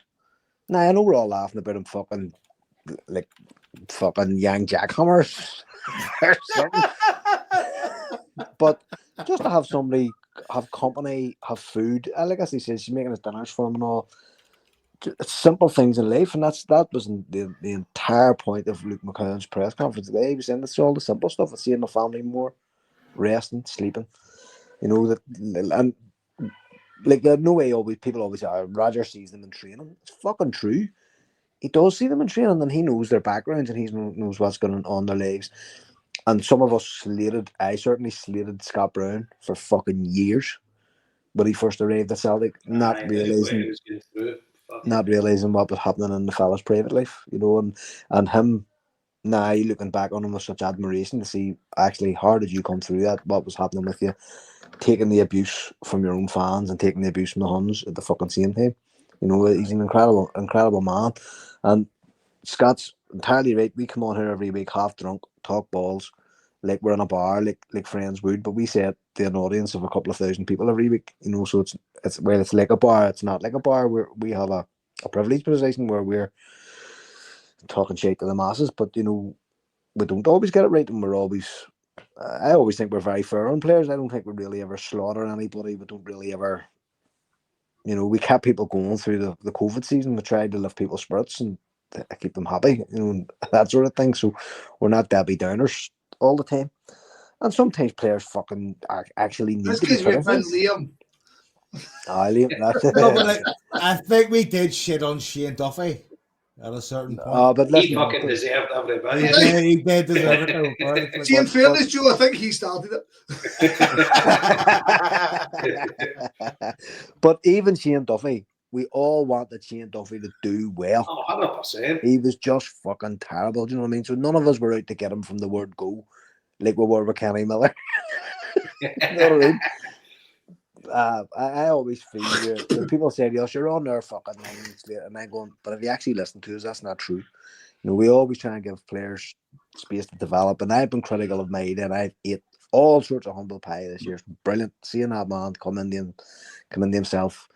Watching it's a good wee segue, that, Mark, right? Because Scott, you weren't on last week, and with the conversation with Liam, we're talking about who could leave, etc., right? And Liam titled his opinion. He doesn't think they'll be big. He says Maida's worth millions to us, but he's no worth multi-millions to other clubs. And I find that a bit bizarre. But everybody's entitled to their opinion. Do you think after they're all talk this week about the Bayern Munich players were fucking raving about him, about his work rate and stuff like that? I just cannot not see a big bid coming in for him at the end of the season. I think some team will just come in and say, get that guy. Whether he'll leave or not, and whether Celtic give him an improved deal, match his ambitions and whatever, and by all accounts his family's in Glasgow now, he's settled, and fingers crossed he doesn't want to go anywhere, but what do you think, Scott, because you weren't on last week, do you think there's a potential for a big bid to come in for Maida? Honestly, right, so I listened to the pod in the last 3 days, right, split it up all a bit, so I listened to the majority today, so it's still kind of fresh in my mind, and Liam's point, I mean, he stuck some facts behind it, and it is kind of hard to argue with. His age, no, I get that. He didn't. It's hard to argue with the age thing. Yeah. Especially coming from, see, to take it a wee tangent to try and give some background to my answer is football clubs now. So we were one step to get to England, and the next step was a lower team to get to the higher team. Virgil van Dijk, for example, Wanyama, they took a step to us to go to Southampton, to go to a bigger club, Tottenham, Liverpool. Yep. But clubs now seem to be wanting to, even the English clubs are all looking to take steps away. So you've got, go and look what Chelsea have done. Chelsea have spent billions on young guys to try and circumvent that need. They're all trying to buy younger and younger. So the age thing is relevant. Aye. But he is such a unique player. That's exactly my point. And the fact that he's doing it in the Champions League. The Champions League is where you sell players. Yeah.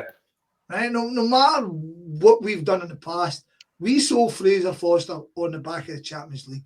We sold Jota on the back of the Champions League. We sold Wanyama on the back.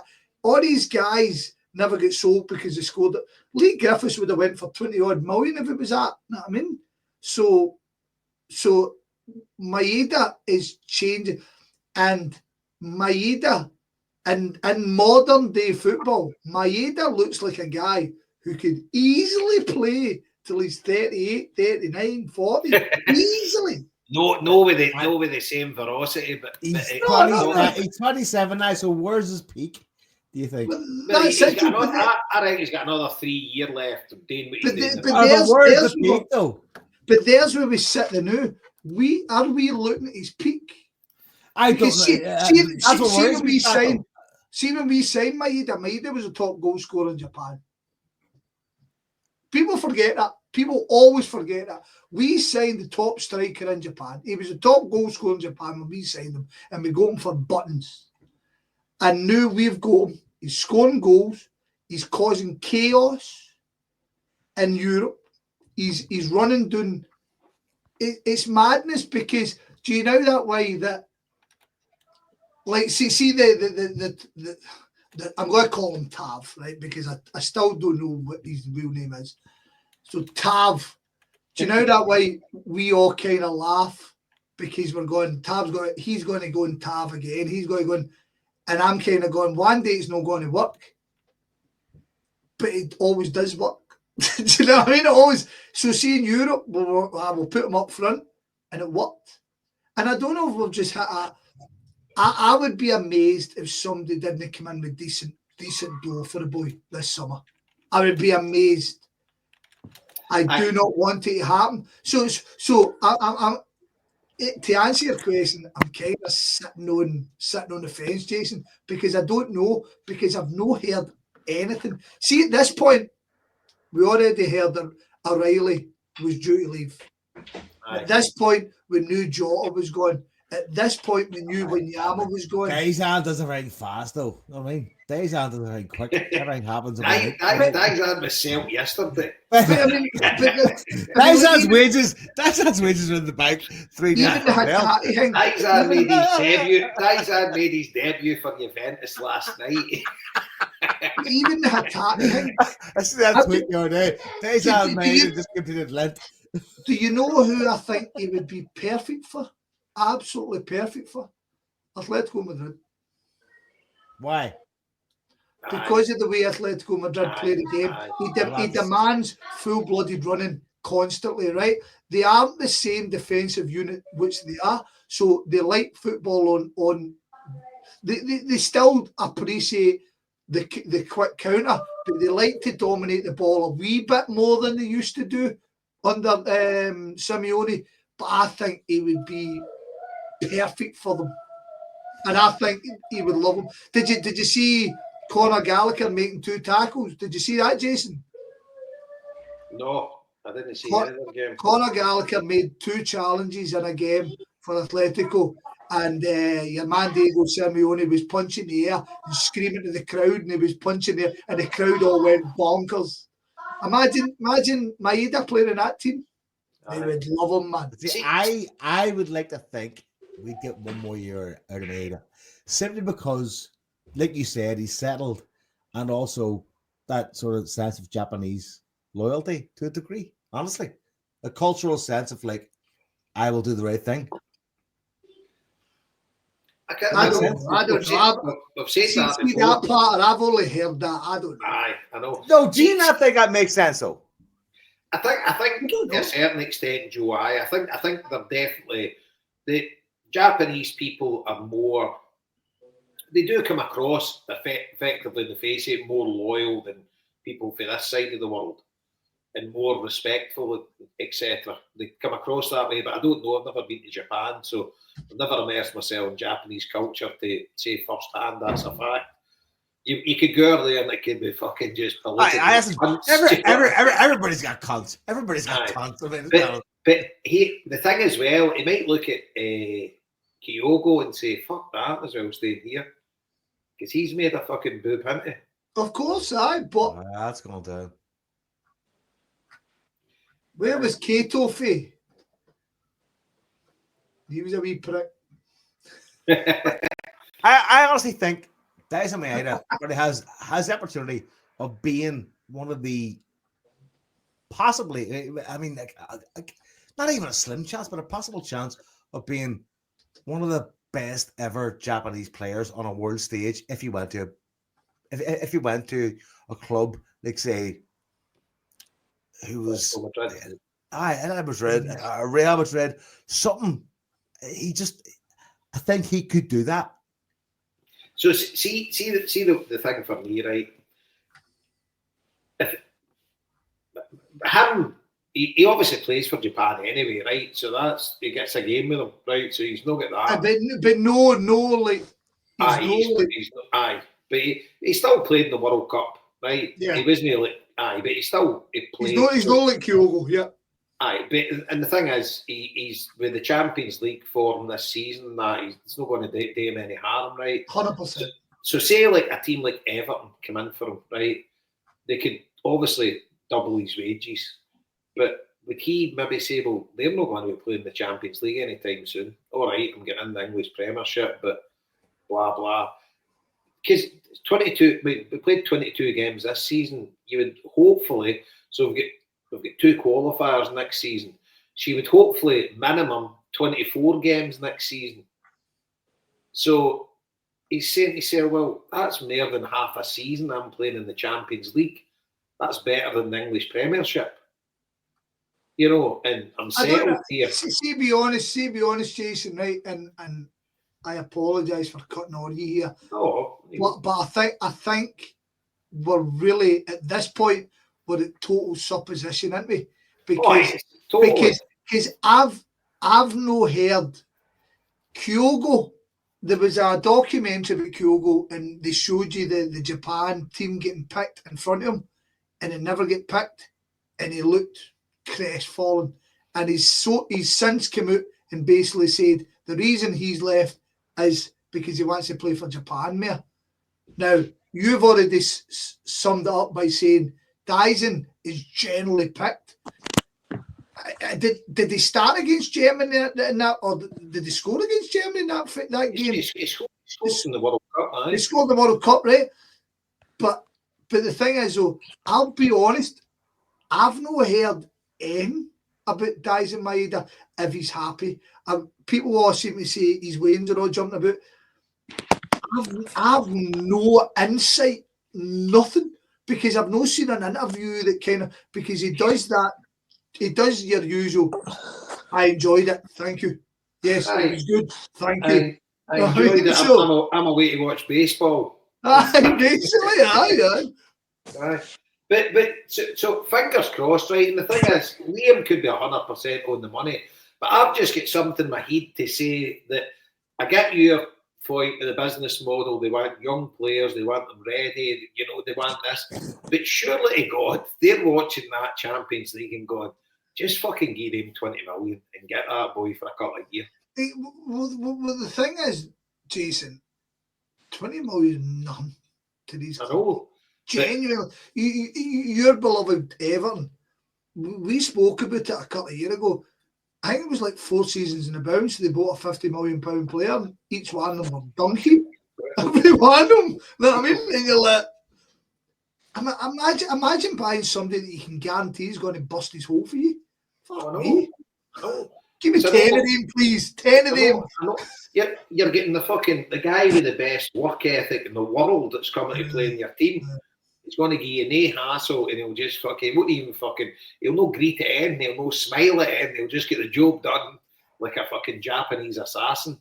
No, the point of order, it's shameful, but it is the way of the world, in it, that we sit here most every couple of weeks talking about how we are ultimately going to lose our players, and we think Celtic's the be all and end all, but can I move on to then the Hatate rumour, because I'm in the Lennon Miller replacement now. I actually think I'm wrong right? And in fact, I don't think, I know I'm right. I don't rate Hatate as high as I should, but I know how good he is. So explain that to me. Do you know what I mean? So, But Hatate's an enigma for a lot of Celtic fans. yeah, I really rate him. I think he's top class, and he's been a delight to watch as a player. But he does try the Hollywood ball a lot. But he's the guy that when that comes off, it's brilliant. But a yeah. lot of the time it doesn't. But he's got that in his locker to do it, and I just love that we've got a player that can do stuff like him. Some of his turns, see the way he controls the ball. He's a master at the game, right? But he does have brain farts pretty frequently and gives the ball away because maybe Right. he's. But he's got faults in his game. But all in all, I love the guy. I think the guy's class. I'd like all of your opinion and everybody who's listening, who's sitting on your chat and all that. I'd like you guys to fling stuff in here as well, right? I'm going to kind of summarise my opinion on Hatate, but I'm going to finish off with a question, right? Right. I think Hatate, just as Jason says, when he is playing well, Hatate is an excellent footballer. But his consistency for me is pretty poor. And I think somebody who's maybe one step less as a player, but more consistency, wouldn't ever give us a performance like he did against Dynamo Zagreb, which I thought the Dynamo Zagreb game was fucking woeful. And I would rather have a consistently. Obviously, I want a consistently better player than him. I would rather somebody who hits his level and plays consistently. But right now, I would take somebody who's slightly less than him, but plays better most weeks, consistently well. Now, I would like your Jason. I've already heard yours. I would like your opinion on him as a player, and if you think the Lennon Miller thing is something you would consider. The floor is yours, Joe. Me?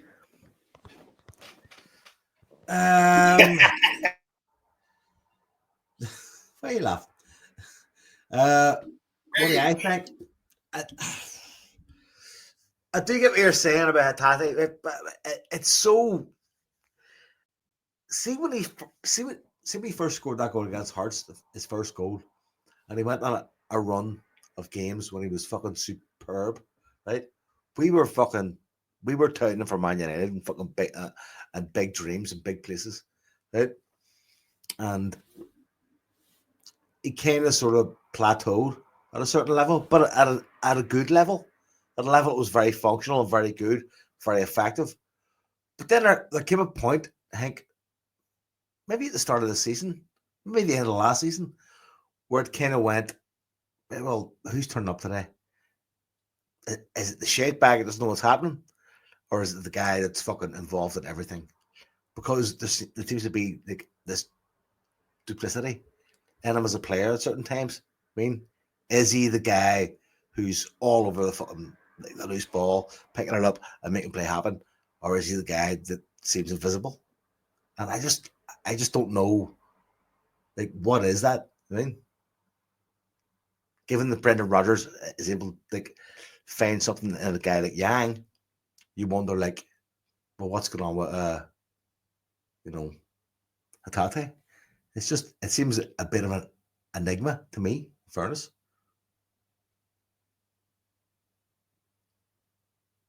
You still there? Everyone is just listening to you, mate. No, I think you've basically just summarised everything both myself and Jason just say. But I'm looking for your end position because I think he's going to want to leave. Would you if I said to you right now, Hatate's away at the end of the season and Lennon Miller's come in to replace him, what's your thoughts? If I gave you the option of Hatate staying, no, I would think Bernardo or McCann's going to have a better chance. My first thought. I don't.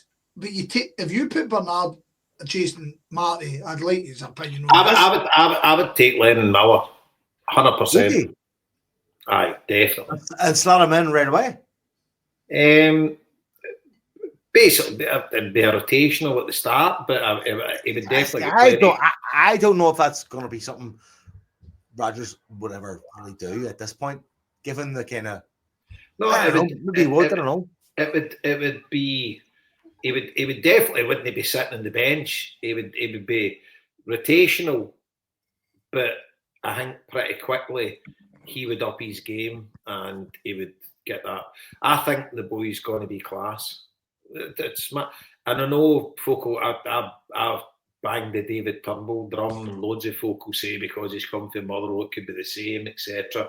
But to me, the boy looks absolute class. And by all accounts, he's a cracking kid. His old man's obviously well versed in football, played at a good level. The kid's got his feet in the ground, and I think Celtic would be. This is one of the ones. If you don't sign him now, there's a possibility you'll never get the chance to sign him. I think he could, but it's a gamble, right? Because he's not the finished article. He's no. It's the unknown at the minute. He's playing with Motherwell, right? He's kind of the best player in their team. But you listen to that Andy Halliday and folk that play with him, and they're like, he's just unbelievable. They play with him every week. Practice with him and stuff like that. And it's like, by all accounts, I think the boy will go to the top. So. Definitely. Same with your guys like your Lewis Fergusons and stuff like that, You go back to John McGinn. If you don't take the chance on these kids now, then you're never getting the chance again, because once they go to, say he goes to it, I mean, your Lewis Ferguson, obviously he's a dyed in the wool blue nose, but I've no doubt he would have came to Celtic if Celtic had put the bid in for him. But he's Juventus and that were going to sign him before the kid get the injury. He was going to Juventus. You're not signing him for Juventus, when he's got his career in front of him. So I think you're Lennon Miller. It is a bit of a gamble, but it's a low risk gamble. He's not going to turn into a total Hadi, right? At the very worst, you're going to get. You sign him for $4 million, you're going to get $2 million back for him. And I just wait. Scott makes good points. Hatate is majorly hot and cold, but he's got genius in the boots, right? But he doesn't show it enough. But when he does, he's fucking unbelievable.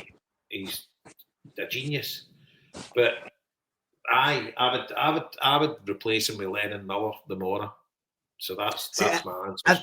You know what? You've kind of convinced me, because I think from watching Lennon Miller's got a lot more give it to me energy. Give it to me. I'll do it. I'm running. I'm making moves. I'm playing ball. Hatate doesn't really have that give the ball to me energy. I think that's kind of where he falls down a bit. The character really isn't there. There's a bit of a kind of weak, unless you're including me, I'm not really in the game. No, I think Hatate does. I think he does. Want the ball, and he does. He just kind of makes an. Oh fuck! Here he comes. Join man. The ultimate West Belfaster. I'm damn good. Look, I'm walking up. Look, one sock, one shoe. I can't even fucking put two shoes on, you bastards. How did your gig go tonight? You've only got one shoe. You've only got one shoe. One shoe. You've only got. Ladies and gentlemen, us has been joined by the Dagger, Paddy McDonald. I'm walking about like I work in a car park in Belfast. No, You get here a you. lap, aye. No, Burger, you cunt. Can't No, put your Burger, girl you there, pal. Aye, you're one of the guys watching the motors outside Selleck Park. That wee guy lumped about with a high vis on. I'm Can't nearly park full that up, there, mate. son. You No, can't he says park I'm that nearly there, son. full up. You're like, what the fuck What's you on about? It's a what's fucking happening, street, Paddy? You mate. good? You good, Fuck Paddy? All good. All How good. was the Snipers, mate. Parties, gig? all keepers. How was the gig? He's constantly going Gig to was start amazing. chattering. With a great night, So great tell them crowd, where and you, sold out show. So it tell them went where you fucking were. smashing. I Tell was them in where you were Oma, tonight, Daly's Comedy Club in Oma. and give them a So it rundown is. on the tour so far. How's it going? The tour so far has been unbelievable. Like every show has sold out, bar one, and it's just the demands are phenomenal. Like this show was done in the SSE in Belfast, and it's now out in the road, and everybody loves it. So it's going really well, and it's all happening. And And give us then the fucking lowdown on the Barrowlands. The fucking but Barrowlands. the Barrowlands show is something different. It's going to be a new show. It's a show that we're designing for. It's going to America, and it's going to England. I'm not going to do it in Ireland at all. So it's called Wow. Paddy Irishman, and it's a tour that's to go to Australia. And the whole point of it is it's a show for to play outside of Ireland. But Wow. it's just a venue I've always wanted to play. Like my last show last year for the comedy festival was in St. Luke's, and afterwards I came off stage and they had a ticket for me for the Happy Mondays in the bars, and I went in and I remember standing there and I was like, I want to play here, and the fella standing beside me was like, if you want to play here, we can get you in here, and I was like, do it, and then it Wow. only like a month, well, 6 weeks ago, they came back and they says, don't know if this is going to happen. And then they came back and they were like, it's going to happen, but it has to be a Sunday and it has to be at like 6:15. And I'm like, fuck it, let's do it. The match is the day before. And then the match get moved. It's like, fuck's sake.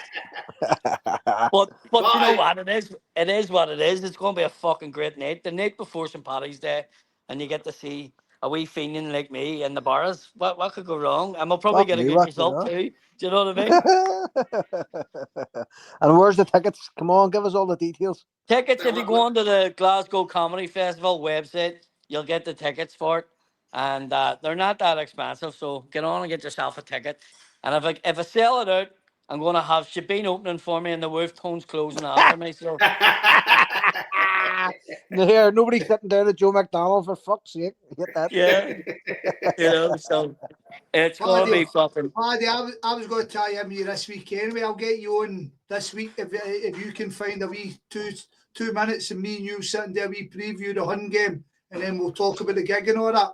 100%, mate, 100%. Brilliant. 100%. Just let me know. And listen, I can do it in between shows. Tomorrow night I'm in Larne, the metropolis of Larne, if you've ever heard of it. And I'll have time before or after the show or Sunday, whenever you want. Just give me a Aye, shout. good. I'll hit you. I'll hit you up. We'll do a wee room 1-on-1, me and you. All right. Yes, 100%. A wee one to Lovely. one, a wee one to one like that there, but over here means something different. But I'm up for anything. It means the same here, buddy. Don't you fucking worry. Oh, happy days. So- It'd be the first love bait I've got my neck through the internet. Fucking brilliant. So Paddy, tell us, right, so you're doing the tour of Ireland, right? Have you only done the north so far? Have you been doing the south? Yes, this here is called the Occupied Six Counties Tour. So it is. And then the whole thing is that down south. See, the thing about it is down south I haven't been punting that much down there, and I need to do a lot more of it. I do like Galway and Dublin, but I need to do all the wee towns and all the wee different things. So there's guys that's going to do a tour for me down in the 26th Free State, and we're going to fucking go down there and hit that too. But it's just hard to get everything fitting in because I've had the visa for America from September and I still haven't even got there. It's just been that busy that we're fucking trying to find time for it. But Aye. which I'm not Donald Trump complaining says. about it. Donald Trump says tonight you're fucking welcome back. The whole of March is yours. Yeah. Paddy Irishman month. So it is. Tell you. Aye. Oh, so, fucking so, right. so you're only doing the north in this tour? On this tour here is only in the north, and then Right, okay. we are going to do down south, and we're going to. Now, in saying that, I have added down Dundalk. Dundalk's on the Aye. other side of the invisible Aye. border we have. but it's a That doesn't even traditional count. town that a lot of Call people, that, when they call that went one on the the run, diesel, went to. the diesel tour. Aye. Yes. There's The no, red there's no, diesel, the fringes. there's So, more folk. There's more folk for the north than Free Staters than Dundalk. You can be sure about that. Fucking right. yeah. Better believe it. It's El and Paso. I'm doing one of them, doing one in Donegal, and I'm doing another one in Dundalk. So I'm creeping in. I'm bringing the north with me down the south. We're gonna. I'm doing a better job in Sinn Féin. That's what I'm trying to say. You'll I'm, get actually, I'm actually yeah. booked up, Paddy. I'm take my man the start of June to Downings for a week. So Yep. if you're about then, I'll be in Downings. Start the I think it's the 7th of June or something like that. Take my man out for a week. Oh, very good. The No, we'll do Downings. something. My wife and kids love fucking Downing, so we'll work something out. And Aye. Andy Connor that owns the Downings Bay Hotel, he's a mad Celtic man. He's at all the matches. Him and his daughter Aye. go all the time, and he owns that hotel in there. And he said to me about coming up and doing a gig, so we'll try and get something organised, try For a and week get now. something going. You So know. see next week, when are you over? Are you over in the Sunday morning or are you over on the Saturday? No, I come over on Thursday night, and I'm driving Right. up to Aberdeen. I'm in Aberdeen for 2 nights, and Right, then okay. I'm going to probably come down to Saturday night or early Sunday morning for the match, and then do the show in the bars, Right, and then okay. sure, you know, I'm staying in your house anyway, and Aye, no worries. I'm just wondering if it was the Sunday night or the Saturday and the Sunday. So no, just the Sunday night, one show in Glasgow, and then we've got Sunday night free, and I don't want to stay in Canvas Lang, and then I'll just Fucking starting on cameras like again, you cunt. So we were talking about you before you came on there, Paddy, at the start of the show. So are you Yep. still swearing as much on your show? swearing. Fuck yeah, Aye. 100%. We were just saying, Paddy, like when you're Irish and you speak and there's a pause, you go, fuck. Fuck. Yeah, listen, I remember my first time doing the Ulster Hall in Belfast, right? And sort of was the biggest show that I had done to date for myself, like 1,000 people for me. And we were in the Ulster Hall, and there was a guy recorded the show, and he sent me a clip on the Tuesday, and he was like, I've made a clip, do you want to see it? And he put, it was called a fuckometer underneath me on the fucking screen, and I done 40 fucks in 7 seconds. I was telling him it was the one you remember your Fucking ma. body blues get fuck on you, any. Yeah. Do you remember your ma pulled you and told you to stop cursing on fucking stage 2? She says you curse too much.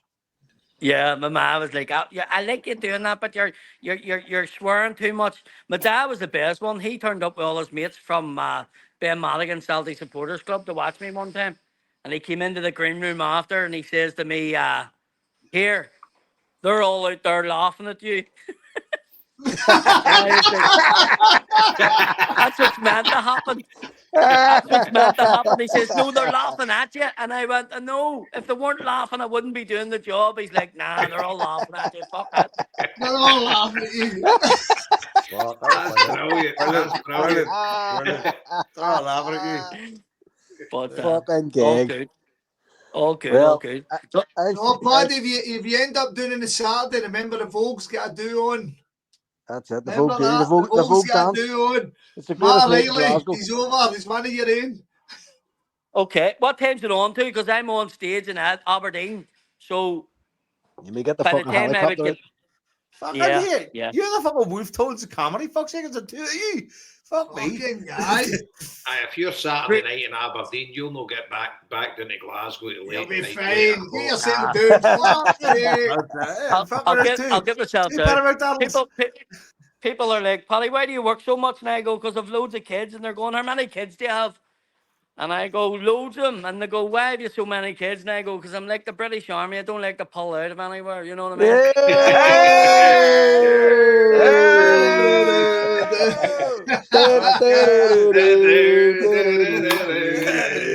Right, Paddy. Paddy, right. What's your thoughts Yep. on her tie? Oh, fuck. Don't get me started on them. Don't. He has been our worst fucking player. And you know what annoys me about him? You know that he has it. He has all the skill in the world, and then he can pull off a pass in a match, and you go, "You bastard!" But he has been like religiously. I've been fucking throwing things at the TV because of him. He's genuinely put my head away, He's had a and poor year. he's had a poor year, yes, and he's still in the team every week. I'm going, Brendan Rodgers. He must have a 40-year dick or something. Do you know what I mean? Because he I think won't at leave this him out. point, he knows Hatate wants to go. I think it's a point of trying to maximise a return on the Yeah. boy. But see, be honest, you think of any great European team to do, and I know Celtic are not great, but can you tell me any other team that are sitting there going, as you said, Joe, earlier on, I wonder if he's going to turn up today. Do you know what I mean? Like, just imagine we were kind of saying that about CCV. I wonder if he's going to turn up today. Because when he's good, he's good. When he's bad, he's bad. But we can't have that at Celtic. Centre mid, your centre mids need to be fucking on the ball. Need to be on the ball every week. They're your maestro. Do you know what I mean? They're your fucking maestro. They have to be on it. 100%, yeah. Yeah. And have you seen enough of Lenny Miller to think you would give it a go? I would. The Murray boy. I would. Oh, here, lads, everybody's leaving here, so I'm gonna have to jump off. Sorry, the way it's fucking happened. Alright. Okay.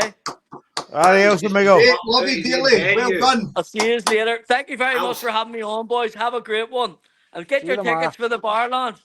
That's Yeah, man, Paddy. all the Right, best, hail, buddy hail, boy. lads. See you later. Hail, Paddy. Yeah, Paddy. See you later, mate. So remember, folks, that I fuck Glasgow. he's away. There you go. You don't get Get your- superstars every day of the week. But yeah, Get your tickets from the Glasgow Comedy Festival website. Paddy is on the night of the Huns match. Fuck me, imagine we win. What a fucking night that'll be. When? Imagine Imagine we horse them. Woo! That's why I'm bringing my wee lad to his first ever Huns game. Thinking they're going to be Right, there. They're going to be there. I'm going to bring it back to you, right? Sorry. But it seems like I'm pure digging up. So did any of you boys know P. Davison? Is he mates of yours? I know him. Big Yes. Fred, What's his aye. first name? Paul. Right, brilliant. Okay, Paul. He's called Okay. Fred. Just Fred. call him Fred. Is that Big Fred? Right, okay, Yes. right, sound. So I'd take Miller to come in there. My big thing is Bernardo isn't consistent either, so Miller will need to come in there. My problem with that, right? I don't think Bernardo is the guy to replace Hatate.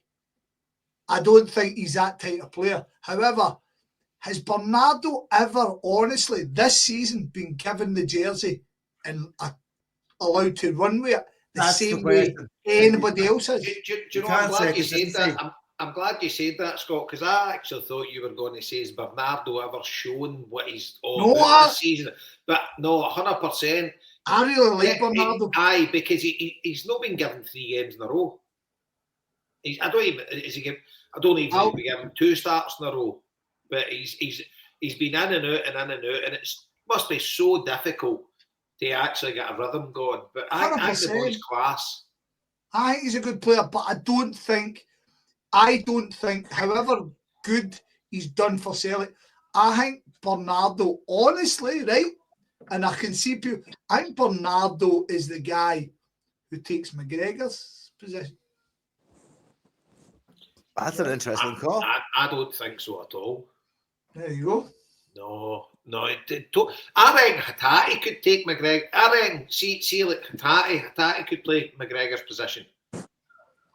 I think Hatate can control the game.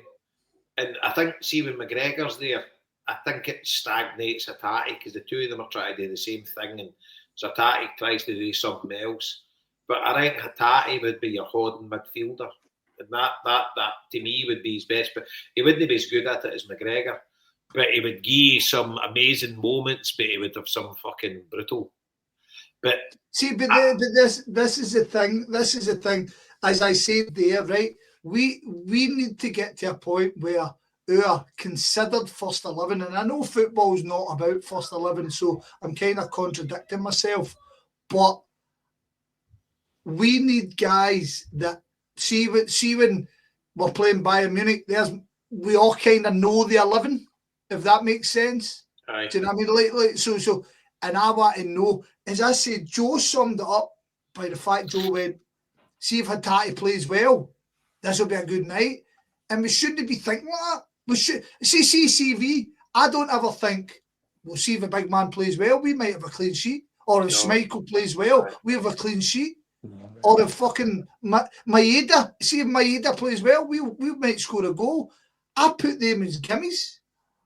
And see if I'm fucking sitting there questioning a starting midfielder for Celtic, then I'm questioning him being a starting midfielder. Well, yeah, that's the problem. I think when Hatate makes a mistake, you think, fuck, is he on it or not on it? But Joe, we have got to separate. We've got to separate making a mistake from trying things. I know. But you know, when somebody else makes a mistake, you're not thinking that. I mean, but there's sometimes in games, right? So Hatate's had some terrible games this season, Champions League games and stuff, where he just constantly gave anonymous. The ball away. Anonymous. No, but not anonymous. No. Forget anonymous. He's getting on the ball. He's getting on the ball, and he's just Dynamo keeping the ball Zagreb away. game. Oh, bounce it off, man. Jason, Dynamo Zagreb game was the point. Yep.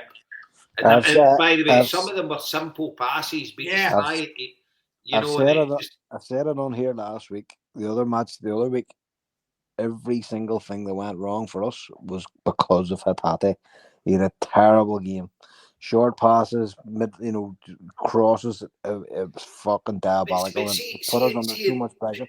But see there as well, right? See for all Brendan Rodgers gets all the plaudits this season, he's got to take responsibility for that because he's watching it as well. And I get the bench isn't the strongest, right?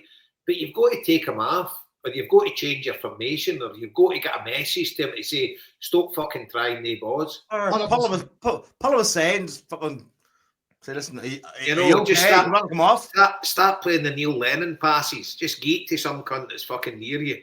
But do you know what I mean? To be honest, and I'm going to do the big old flipperoonie on you then. How can we play against St Mirren, right? And Hatate looks busted. And then we take out McGregor and Hatate looks like a guy reborn. Everything he did looked so positive. Everything was excellent. Proving that he's a player. Is there a clash there? Aye, because that's his position.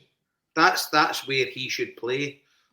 And I don't think he's as good as Cal Market playing that position, but that's his position. He's to me as a holding midfielder that should dictate the play. Yeah, he gets the ball, lays it off, and he moves. Aye. Every cunt should do that, Joe. I know, but you know what I mean. but you're a fucking wanker. But see me, Scott, see as a midfield, you can't have like two anchors. Do you know what I mean? You can't like. Well, we've got 100 anchors on here. I'm bugging a fish. Who'd have thought Paddy was only comedian? You missed a W there, but fucking there you go. But see, here's a thing, right? I wanted to talk about, right? Kind of getting off kilter, and I was thinking about it earlier on, right? Oh, for God's sake! Talking to a Blue Nose the day. There's where you went right for the and we're basically talking about the enigma, the team that he watches, right? And he's like, I can't get my fucking head around it. It's fucking a head fuck and whatever. Obviously, their good result last night. But we're talking about how fitness changed, right? And how, see nowadays, see at the top level, playing against top class teams, see if you don't have 11 athletes on the park, you would need to have 9 athletes minimum, because if you don't put the yards in, you're not getting anything out of the game. And it's like the buzzword of the day is the press. Everybody talks about the press. Nobody spoke about the press 10 years ago, right? But it's all folk talk about now. But effectively, it's when you've no got the ball, you need to be covering every blade of that grass. You know, you have to defend correctly. You have to keep a shape. But you have to come out off that park having run fucking multiple kilometres more than you would have had to do 10, 15 years ago. But I think the game's totally changed now. That, like, if you're no a total athlete and you're no totally on it, because you think a Brendan Rodgers team, even Ida, right, he's off the boil at the minute, but he still puts in some shift every game, chases everything down. You know, Maeda's a one-off, right? But you look at the work that he puts in, look at the work that McGregor puts in, you look at the work that every one of the midfielders, when we're on their game, you know, you look at that Bayern Munich game, for example, how many yards did that Celtic team cover that night? You know, and it's when you've no got the ball that you have to run constantly and you have to close them down constantly. You can't just be sauntering about. See, like a Mark Viduka, he couldn't survive in the day's game. See the guys that just fucking poachers, that just fucking hang about up top and waiting the ball coming to them and they fuck all. It just wouldn't be acceptable nowadays. Do you know, I think the face of football, like top class football teams, and I would put Celtic in a top class football team bracket.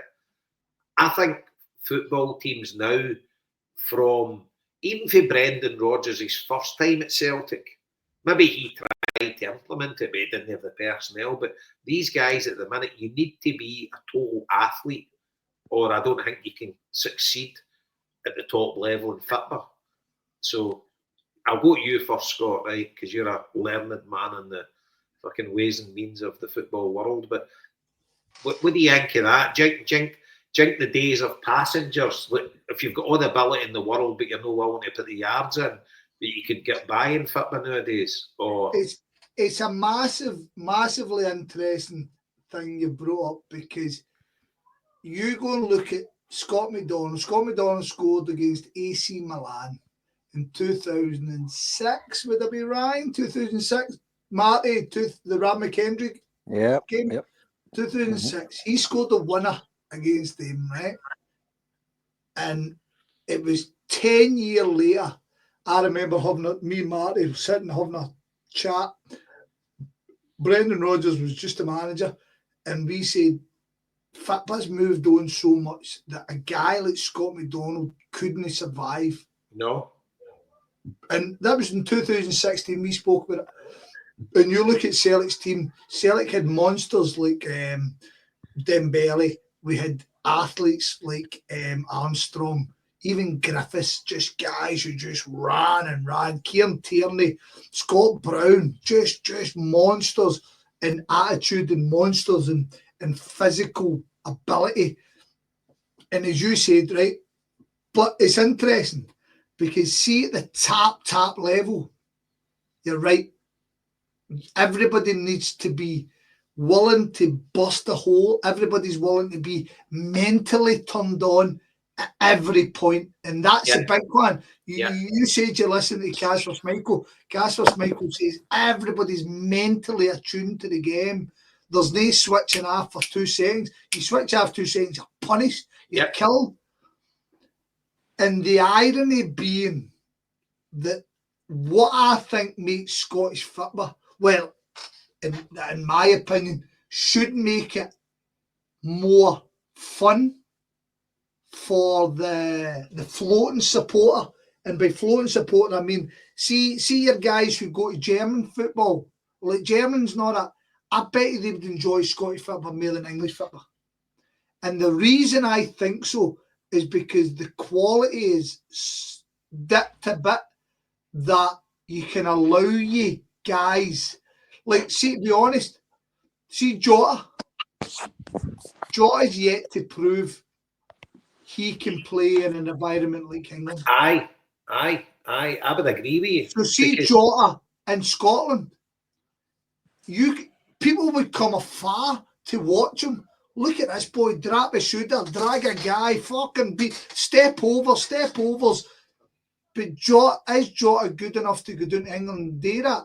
But where they need him to do everything else. He's got to defend for the front. Yeah, exactly. I know. So I kind of look and go, see Celtic.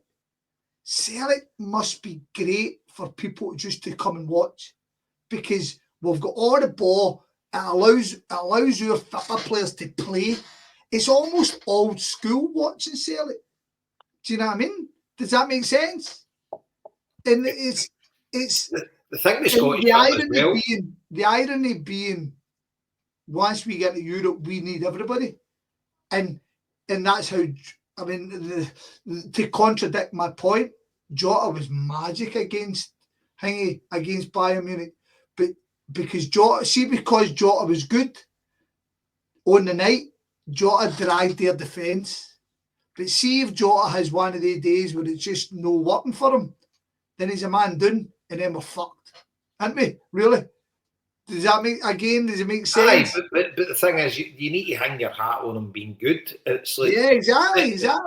But see, top players when they play in the high pressure environments, that's when they come into their own, and that's when they produce.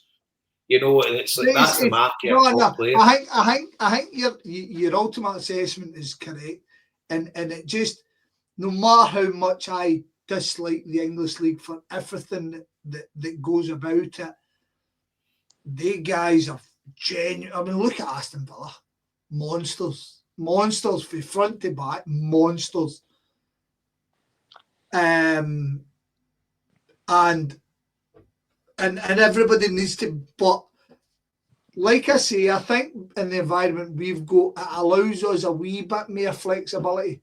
But when it comes to Champions League, we kind of need to know where we are. I don't know if that answers your question. I don't know. Kind of little over the shot, but it was all the shot, mate. Aye. Marty, Joe, what do you think? Do you think the game's changed that much? Do you know the ironic thing? See, before I come to you guys, the ironic thing is, see, Scottish football has always been 100 mile an hour, but it's sometimes been 100 mile an hour going nowhere. Like no, like the fucking players were fucking running 100 mile an hour. It was like the ball was 100 mile an hour, just fucking bonkers. But here's the thing, Jason, right?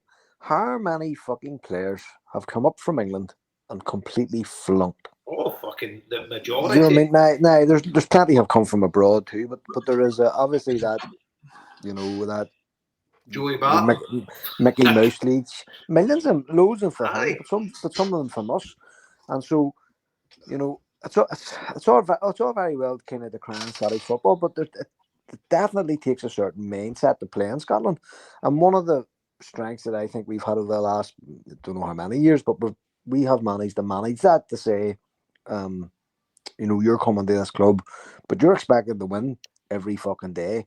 And see, the day you don't win is the day you're out of the team, and you have to battle for your own place, you know, broadly, and all of that, you know. Whereas some leagues, you know, I mean, I don't watch enough of European football anymore. I used to when I was younger. You know, I mean, I watched all the leagues and stuff like that.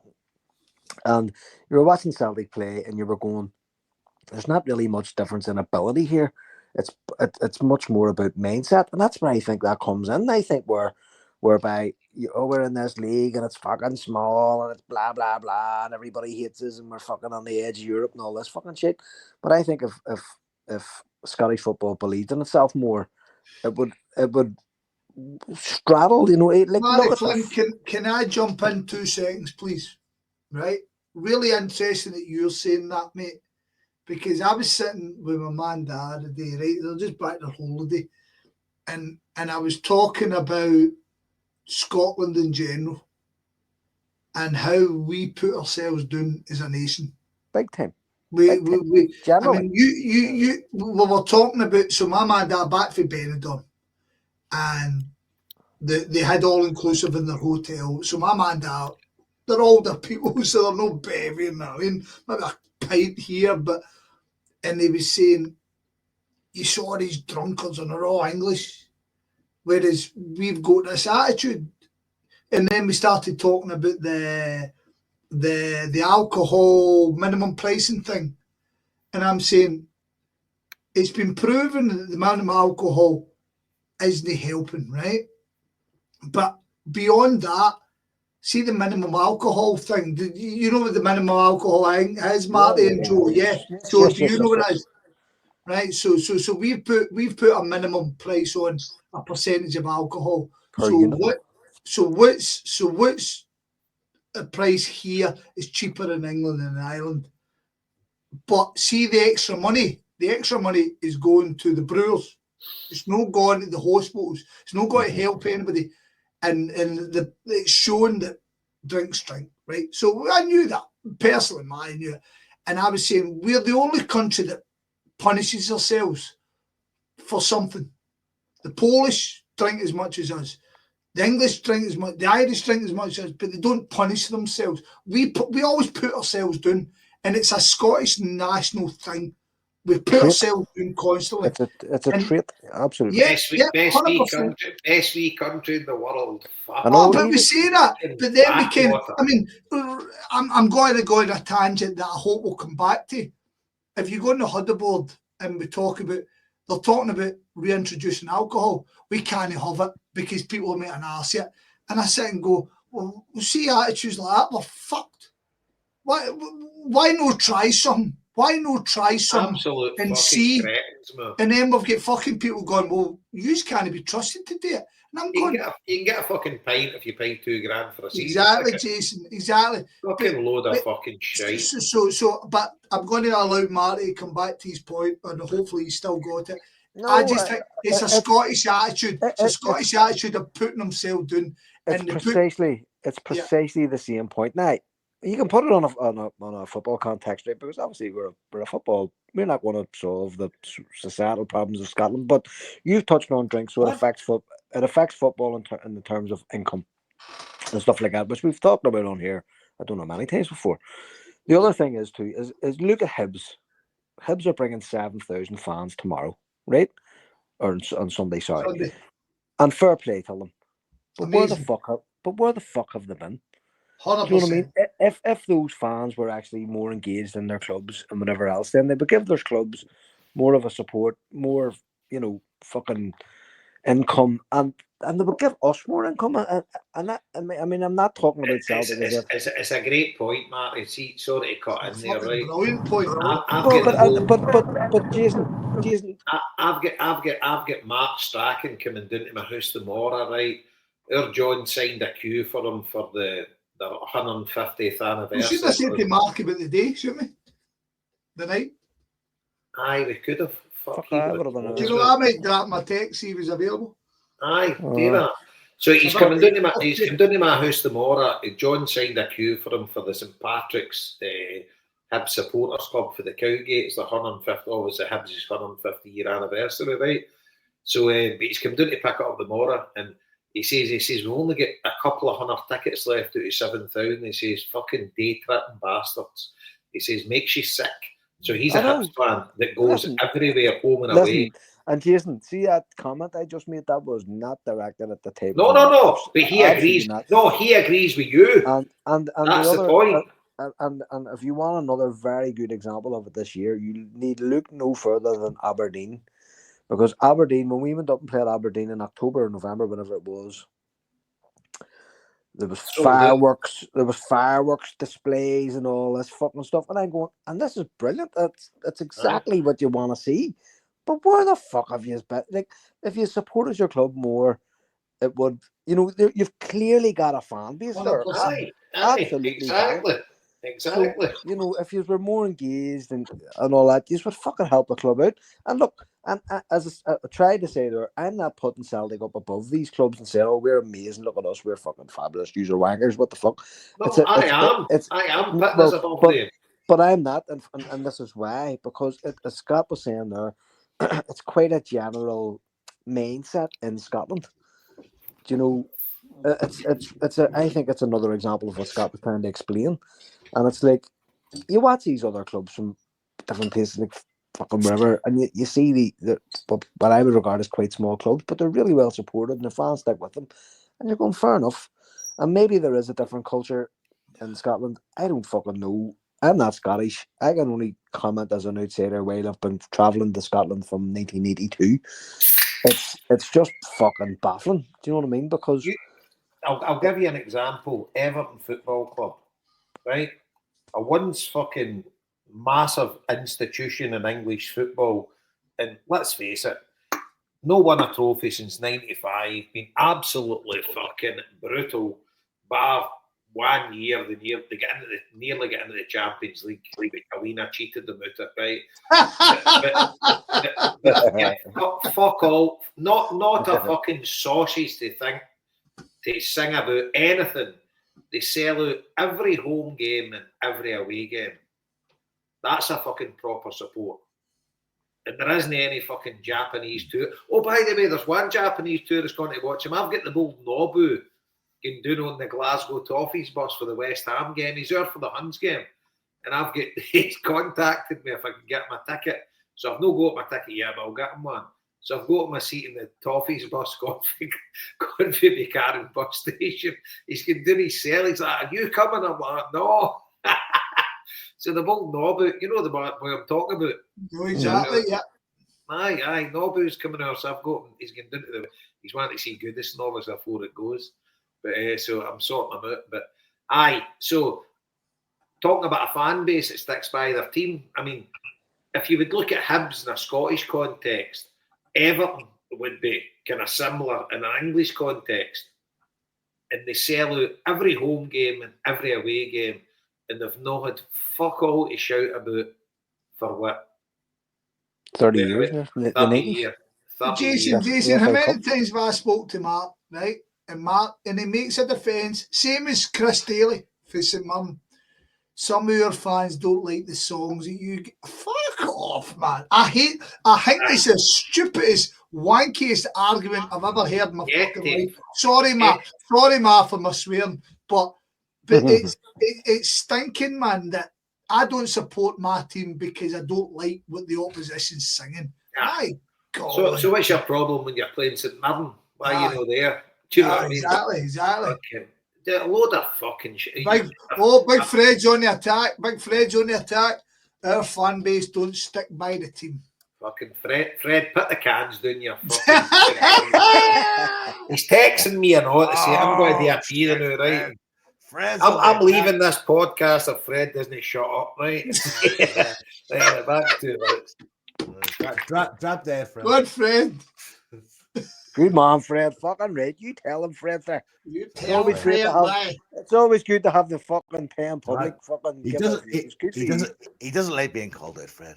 Fucking good for Fred. Good man, Fred. Fuck everybody. Just fucking say what you want. Fred. Free speech. Fred. Do you know what, Fred? Fred picked me up from a hotel one time, from Saltley Park. You know who didn't? Jaden Higgins. Oh! I never picked you up either. I never picked you up here, Joe. Fuck me. I'll tell you what, PJ never picked you up.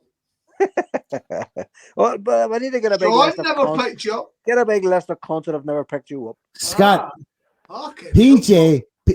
Hold on a second. PJ. This is going to sound weird. Pitch me a tent.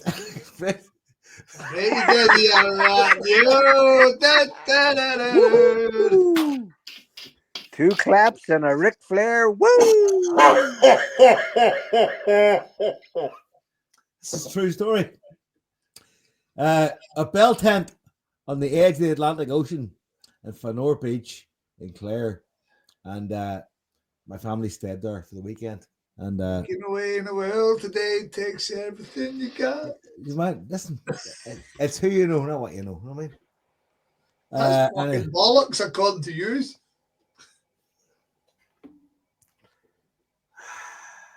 So what we at, Joe? What's on your list? It's fucking 2.5 hours. And what have we done? We've done nothing. Hey, what are we reckoning about this fucking match of the weekend? Are we going to win it or what? Well, Hibs beat us, so I would hope we beat them. Let's see, Joe. It's that sort of insane football. Fucking.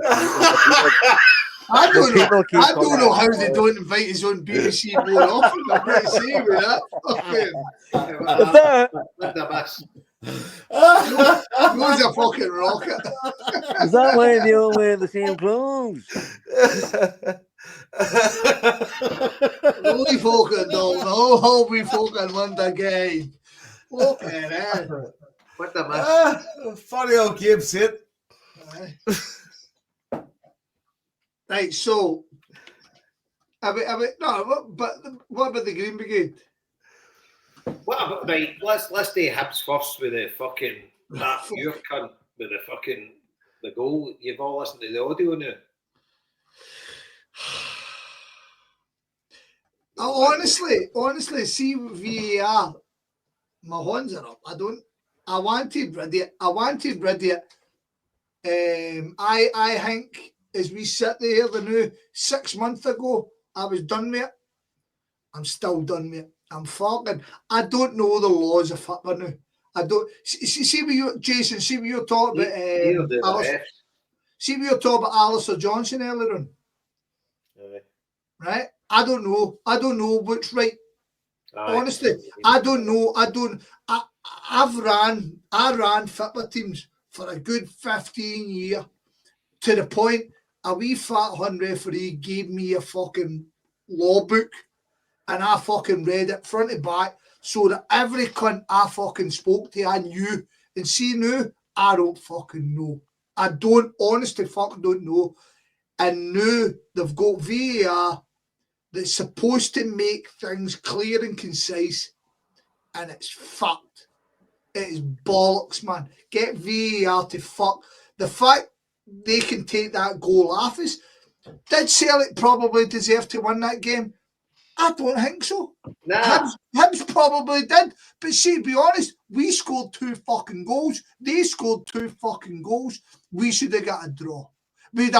And see if we scored the second. I say we might have went and fucking won this stupid game. Right? But the fact is, they're fucking wanks, man. This is bollocks. It's bollocks, man. VAR, stick up your hole. Get it to fuck. David, the Swedes and that done. I don't know if it was only Sweden or all the Scandinavian. Sweden and Norway. Aye, they told them to fucking ram it. And they're still competing in European competition. You know, they can reel it in. Bodo Glimt battered Olympiacos the other night. Aye. So at the end of the day, it doesn't curb you. You don't need to have it to compete in European competition. Just Scottish League, just and by the way, how ironic is that? We're wanting rid of it because it was going to bring fairness into our game because of Masonic conspiracies. But I think if you canvass the Celtic support, I'd say the vast majority would say get it to fuck. Mate, it's not just the Celtic support, right? As I repeatedly tell you guys, through doing room 1-on-1, I end up following lots of different supports, right? Just now because I would need to talk to them on DMs. So I've got basically every team in Scotland. I've got some element of their support on my timeline on Twitter. That fucking hellhole of a place. And the vast majority of people are like, get the fuck. Because it's even gone beyond the point of, this is only here to fucking help Celtic Rangers, which a lot of Scottish football's about. They think we just get everything. But they're at this point and they're going, this is rubbish. This is fucking garbage. See that one? See the Hibs one against Dundee United? Explain that to me. I know. What the fuck is going on there? What the fuck is that, man? But before we start, before we start analysing individual decisions, if we just look at this one today where they've released the audio, you can hear that Alan Moore was persistently trying to give that goal as struck off, no matter what anybody was telling him. Yeah. The guy repeatedly said, it's not conclusive. And he persistently tried to find ways that it was conclusive. So I don't know what the VAR setup is, if he's duty bound to listen to this other fucking cunt, because he completely dismissed him. And the one angle that I could see that actually looked as if, that is the decisive one, that ball's in, he completely dismissed. He whipped over it as quick as he could and went to another one and then claimed he couldn't fucking see. I tell you, 1, 2, 3. Was it 1, 2, 3? He bullied the other guy into fucking agreeing with him. That's my point, Jason. I don't know what the relationship is between these cunts. If Moore's in charge and or this cunt is there to kind of be a stop valve to say, well, no, we can't do this for this reason. I don't know how that team is structured, but Moore should never be involved for any game ever again, because that completely hold him under the waterline today. The process, he clearly from as an outsider, as I say, I don't know, but it seemed to me that there had to be consensus decision between the two people in the booth and the referee. They ruled the referee out. He told him right away, this is a overriding decision, whatever fucking term he used. He was telling us, the referee, we've basically overruled your decision. This is a VAR decision, and here's what we've done. And he browbeat the other guy into the decision. And he should be taken off that fucking VAR forever. I don't give a fuck who he is or what the fuck level he's at. Out the fuck. We need people like him taken out of the game. Completely fucking out of 100%. the game, because they're destroying the game. And we had this argument a year ago about VAR, because I remember saying that VAR needs to go. It needs to go. And this was after it had all fucking settled down. Because remember, the first 6 months of it was just appalling. Like, what the fuck? Like, repeatedly willful decisions against Celtic that made no sense. And I can genuinely. And see, yeah, sorry for cutting in, right? No, I know this for a fact, right? But see, VAR, Scotland only has 6 of them, and they go about each club when they're playing at home, right? So it's that wee box that sits in the tunnel, right? And all they do is hook into existing cameras that were in the stadium. So, for instance, Motherwell's only got one on the fucking 18-yard line or whatever. So, VAR in Scotland doesn't have cameras at every position in the stadium. And do you know what they should be saying in that case, Jason? We're going to pause VAR until we're going to afford it. Yeah. Aye. I was of the understanding that VAR was its own thing. That VAR wasn't just TV footage. Yeah. No, Joe. No, that was my original thought as well. Joe, the reason they had this is the point. We don't have the same VAR as everybody else. And the reason that the Scottish authorities have fucking steamed ahead with VAR is because if you don't have experience of VAR, you can't referee in Europe. Yeah. Because you have to implement VAR. So therefore, they want their fucking referees to be seen doing Champions League matches in Europa League matches. Therefore, you have to have VAR. It's like having a health and safety policy, but not really Exactly what it says. Exactly. So Norway, the point of that is, right? Scott, Norway and Denmark, who get rid of it? His VAR properly fucked us in Europe. It's knackered us a couple of times, but fairly. But in general, in Europe, VAR's been. What I would say is VAR. Hold on. Sorry, Marty. Go ahead, Marty. To go back to my point, I don't really want to go into the individual pickings of a particular game with this. No, Marty. But hold on, let me finish the point to explain why. See, when I'm sitting here on a fucking Sunday and Super Sunday's on, and I'm watching a brilliant goal, and it's been ruled out because somebody's elbow was offside. Get that to fuck. Somebody, but that's I mean, get it so far. Let's go. Out the door. But my point is... Exactly, tough. Exactly. That's very tough. But my point is, that's what I was trying to say, Toffee. See in Scotland. Fucking bingo. In Scotland, we're all ready for killing each other over stupid things. The first ever game Celtic were involved in VAR. What happened? The fuck is. The fucking Hearts boy had his hair. It was the most Stonewall fucking penalty ever on the planet, right? Because they just got one and they never gave it. See, in Europe, in general, I don't think we've ever been fucked with it. I mean, we've lost a goal or something's been taken off as a Palmer one because it touched slightly and it's frustrating. But generally, it's been right. So, see, in Europe, it shouldn't be a worry. It shouldn't be a worry that it fucking does it correctly. Do you know what I mean? The only one I think, now I think about it, the only one I think that's 100% wrong is the penalty against Bayern Munich. That's the only one I think. That is a brilliant example. It's the only one I think we've been totally fucked. No, I do that. But I stress again, I don't know the laws. So let's say that VAR's great, right, and it all works. And to go back to the example that I was saying about where somebody's fucking toenail is offside, If far, then we should be going back to that fucking daylight rule. There has to be daylight for you to be offside. And then say to the VAR, right, well, the rules have changed here, and here's why. You know, we're in a sport where you score goals and you win goals, and it's great. That should be the fucking object of the exercise. Yet VAR is ruling off goals that are fucking ridiculous, and it's actually soul destroying. You're going, imagine you're that player and you just The knocked the question ballots always out of is, yourself to score where's the the greatest line? goal of your life, and they've chalked See, it off because your stud where- was offside. see, be Where's honest, the see, be line? honest, right? Where's the line? Fred's been getting a bit of jip on this pod tonight, As he should. but he's on the fucking ball. Maeda gets sent off against Atletico Madrid first. He did. Remember? And Yes. they paused that. The way they paused that, he should never have been sent off. O'Reilly handball in Madrid. Remember the ball bounced off his horn? Yes. He's right. Fucking VAR has been a cunt. Just get to the fuck. That's right, Fred. Keep Well on, done, Fred. Fred. Okay, Fred. Fred, do you know what? Yeah, The yeah, worst yeah. thing you've done in your life is Fred, pick this Sid fucking Fred hard on. Rodriguez. I'll tell you what, Joe, somebody will pick you up after I know you doing your Yeah.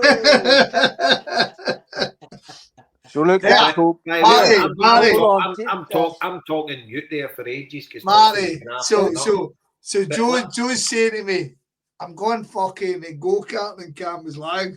I was like, are you? And he says, whereabouts? And they tell me. And I was like, Joe, that's around the corner of my house. He's like, well, I'll come up to the house. And I was like, that's no problem.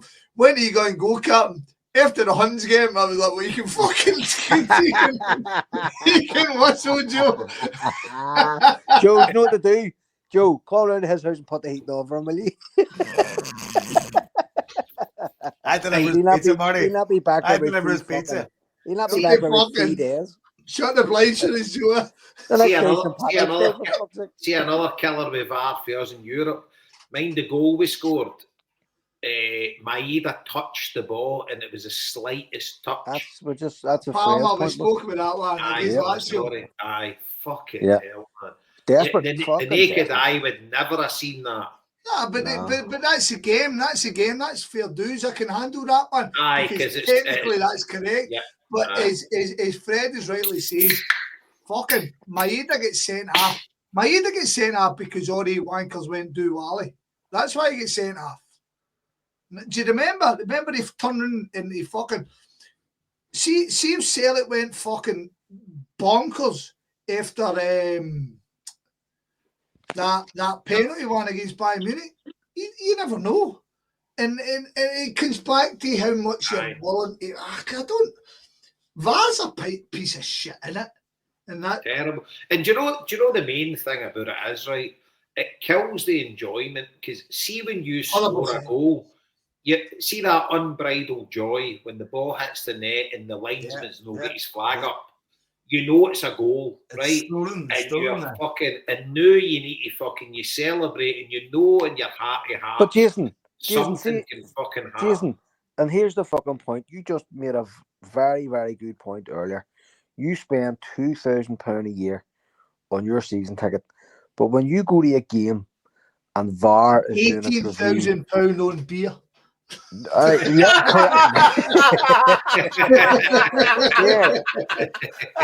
yeah. I would say that's a fucking conservative estimate. That's been kind there, Scott. But That's when just his beer. you're starting at the game, every cunt round the world can see the fucking review and the replays, and you can't, and you pay a fucking fortune in. It's Aye. nuts. Because It's football fucking crazy. is geared to the guys in the telly now. It's absolutely it's- fucking lunacy.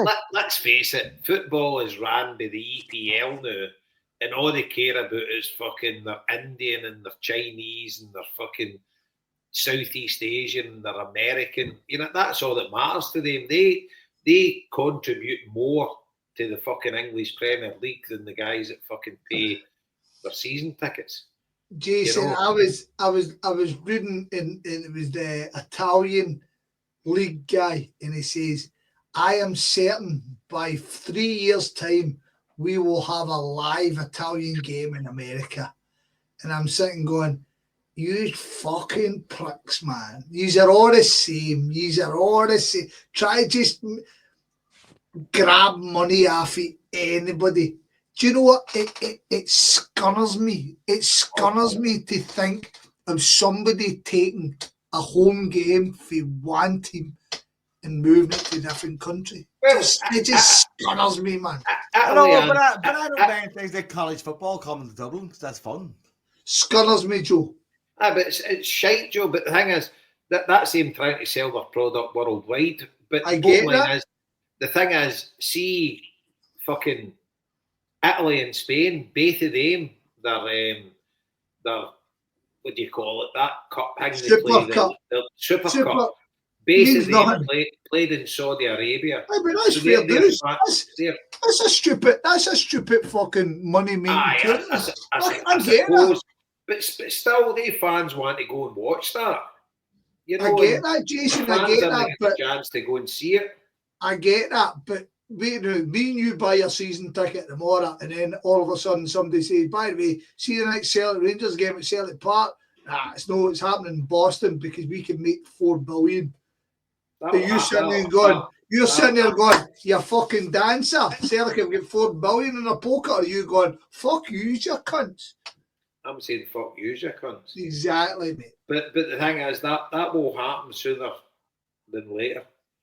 I'm pretty sure. No, I know. It's definitely the way of the world.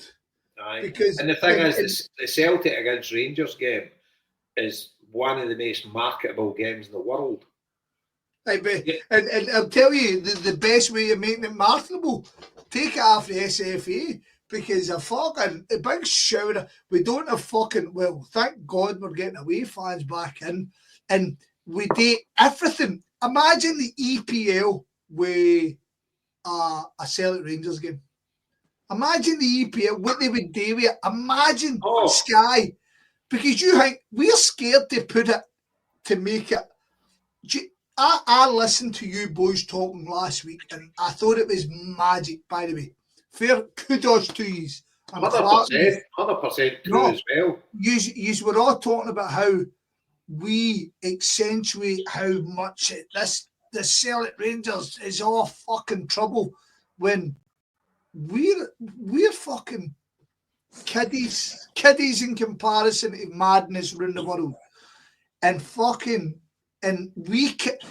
our league does everything to make sure that Celtic versus Rangers isn't a league decider, whereas every league in the world would make would it a be league decider. fucking going, by the way, imagine we could put this in telly, we'd make a fucking fortune off us, we could do this, we could do that. We're the only league, oh no, we can't have these playing together. Oh, we can't have that. Keep your feet together, boys. Fucking no Presbyterian shite. Fucking. I mean, the thing is, we fucking. The bottom line is, I suppose to a certain extent, it's been marketing genius for people in Scotland to make it out that it's actually went all over the world as if it's some fucking religious war when we play them. And you're like, utter fucking bullshit. I mean, right, we hate them, they hate us, right? But fucking Sheffield United hate fucking Sheffield Wednesday every bit as much as we hate Rangers. 100%. You know? And it's like, fucking,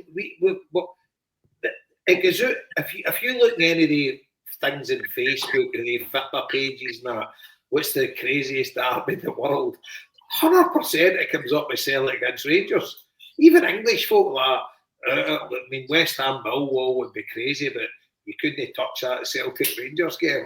And it fucking goes back to the old fucking bit with Kevin Bridges talking about it. More the Celtic guys walk by eating a sausage roll. It's fucking kicking. I mean, Joe, I heard he's talking about that last week. I wasn't on the video, but I walked past. That was the 1-0 Magic Zarabski game. Is that right, J-Bo? I think so, aye. And I walked by all that video, and I remember walking down going, wonder what that is. And then me and Rosie watched it, and it was so magic. That's why I thought Kevin Bridges was a genius, because he says with all of us, I'm pointing at all yous, by the way, I know you can't see it, but he pointed, and And I remember that day going, and I remember walking down the game, knowing Ed was all going to kick off. And I remember me and Rosie sitting and watched it, and I turned around and Rosie went, the fuck is he talking about? I mean, what the fuck is it? Madness. But anyway, sorry. Aye, but it's like it's as I said in the thing last week. I mean, at my mate, I was in Ibiza in '88 and met all these Scousers or Evertonians. So they all come up. I think we went down first to a derby at Anfield, and then they came up to sell. I think it was a St Patrick's Day massacre one, the one 3-0. No, that would have been '88. Whatever one, they came to sell it one anyway. They came up, and I think we just won the double because it was the centenary year. It was the year after that they came up, but I'm sure we beat them at Celtic Park. And I took them in the jungle, and they're like, that was fucking brilliant, right? Fucking unbelievable. But we came out the game, went back on the bus, back to the boozer. Fucking everybody's had a great night. Everybody's went to their bed. Fucking like nothing happened. They phoned us up, phoned my mom's house phone. No, Jay, fucking unbelievable. That was mental. It was, and I'm like, well, was it really? We just had fucking a good day out, and it was like fucking singing mad songs to each other during the game and that. And then I was doing the lad, Jay, we'll get tickets, we'll go to see Chelsea at Stamford Bridge. So we just didn't go to the train with him, fucking turned up at Lime Seaters at fucking 80 getting on the train. We're like, how many Everton fans are going to be here today? There'll be 1,500 or something. Fucking, we went down there and you're walking the gauntlet, get off at Fulham Broadway and it's fucking kicking off. And you're like, oh, for fuck's sake, man, this is bonkers. And like, you're like, it was scary as fuck, no, as a young kid. And you're like, we weren't used to this because we would go to away games to Dundee and we would take our Dundee, do you know what I mean? We'd have like fucking 7,000-8,000 fans up there, mob handed, fucking no sweat. Next thing you're doing there, and the crowd at the game would be 20,000, but there'd only be 1,500 Everton fans. Fucking 18,000, 17,500 of them, or 18,500 of them. And like, there would be like a good 300 of the Everton fans would be up for kicking off. And there'd be a good fucking 2,000 Chelsea fans would be up for fucking naughtiness. And you're like, fucking, this is bonkers, man. Like, and there's no fucking supporters buses taking you to the Grunner end like that and dropping you. You know, you're walking for the train station, you need to be at it. And you're saying, fucking hell. And you just think that fucking Celtic Rangers game was mental. I mean, I would like to do the Turkish one. I mean, I would like to experience these. I mean, like, so obviously I've done you, Jason, you've done Everton, Liverpool. I've done fucking Borussia Dortmund, Schalke, which I was told was the biggest derby in Germany. Stinking, man, stinking. Not a touch on ours. Know what I mean? But so I don't know. And I've been to Dortmund, Munich, obviously, which is. I went to Blackpool, Preston North End. It was fucking absolutely mental. Mental. I want to go to Joe Shamrock Rovers, boys. Ah, the one I went to. Aviva. It's good fun. You all right, Joe? I have to head off, boys. I'm ready to go. I'm shattered. Right. Can I be the first? I wrap up the fuck time. No. Scott can keep going if he wants. Scott can keep going if he wants. No, Jovers. Right, we'll carry on. See you later, Joe. Don't, boys. Night, mate. Sweet dreams, Jofus.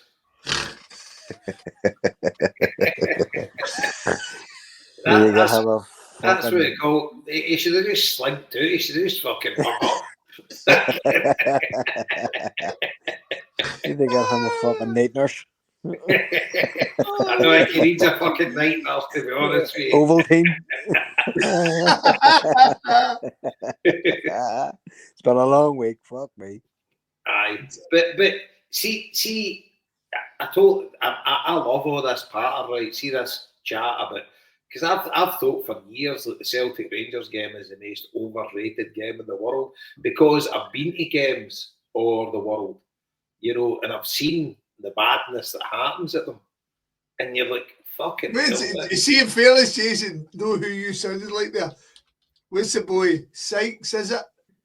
Who's I've that? been there. I've fucking done it. I've swum with sharks. Sharks! I've fucking done it, mate. I've fucking done it. No. I've told Big Pat I'm dying to. I'd love to go to a Hibs and Hearts game as well. I've said to Mark as well. Fucking said it 1,000 times. It's one of my favourite games in Aye. world football. And by the way, you need to give credit Fucking for that. rubbish. See No, that? it's not rubbish, Scott. That's not true. Rubbish. It's not rubbish. It's not. Not I'd at rather all, watch. man. I'd rather watch Hibs and Hearts play than any of the derbies in England. Any of them. They're all shit, boring. No, I saw with that. I'd rather watch Dundee United then. They Aye. cunts in there But as well. Hearts and Hibs has a nice edge to it. They're always full. There's always good crowds and good atmosphere. It's good. It's good that had. By the way, right? Let's talk about the game of the weekend. Is there any nervous in your heads? And I ask that to everybody who's left listening. Well, to this Well, fucking do you know what? I can't believe we've not spoke about it, because I was thinking about this before we come on the podcast, and I can't believe we've not even actually touched it, because, honest to God, I can't wait for Sunday now. 7,000 away fans coming. They beat us last week. Fucking, I tell you one thing, this isn't going to be easy. No, it won't be fucking easy, Jason. And what I discovered today was that Hibs are on their best run, I think they said, since the 1940s. Aye. 15 games. 1940s? Like, fuck me. Do you know what I mean? And Barry, last time I heard one of these stats was Aberdeen, and fucking they all let a belt battered the fucking. oh, here. But my point is, it's making for a good game. No, I'm Do you know what I mean? sure. It's making for a good build up. But here, we're going to end up going to penalties before it. Hasn't that happened this season? Who do we have on penalties this year? In one of the cup matches? Last season. Was it last year? No, this season. So it's not beyond the realms of fucking possibility that we're going to end up fucking Arnie Engels and whoever else, Tatate and fucking Emmons pulling us out of a hole at some stage. Fucking Arnie Engels. Jason will be raging. It's like it's no that. It's like, see, the Arnie Engels is a penalty taker, right? So obviously he's got a free rein to do what he wants. But I reckon guys should take a penalty. Like, again, I'm getting back to the podcast that the Tommy Gemmell community project did in the Celtic thing, and then with the Tommy Gemmell interview, and they spoke about penalties, and I think Tommy Gemmell took 35 penalties for Celtic. Fuck, is that right? Jesus. And he scored 31 of them. And wow. somebody asked him, so what was your strategy? He says, I just fucking hit it as hard as I could. But so there was one of the other penalty shootouts last week in the FA Cup, and I watched them, and they were making some interesting points. Yeah, there was a couple of them, and they were making some interesting points, one of which was you're more likely to score the more time you take, which I thought was interesting. And they were also saying just exactly what Tommy Gemmell says, the harder you hit it, obviously the more chance you have of putting it past the keeper before the keeper can do anything. So it's like the more beef you can get behind your boot, basically you're putting yourself in a position to score no matter where you try and place it.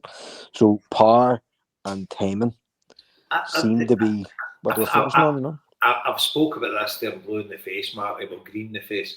But that book, Brilliant Orange, it's an amazing read. I can't mind who wrote it. It's about Dutch football. And the guy was that raging about the Dutch always lost in penalty shootouts. He done a thesis on it, and he sent it to the Dutch FA to tell them how to get their players to take penalties, to maximise. Obviously, you can't ensure that they're going to score. And basically, he worked out that to maximise your chances, practice at the same spot every week where you're going to hit it, the exact same spot.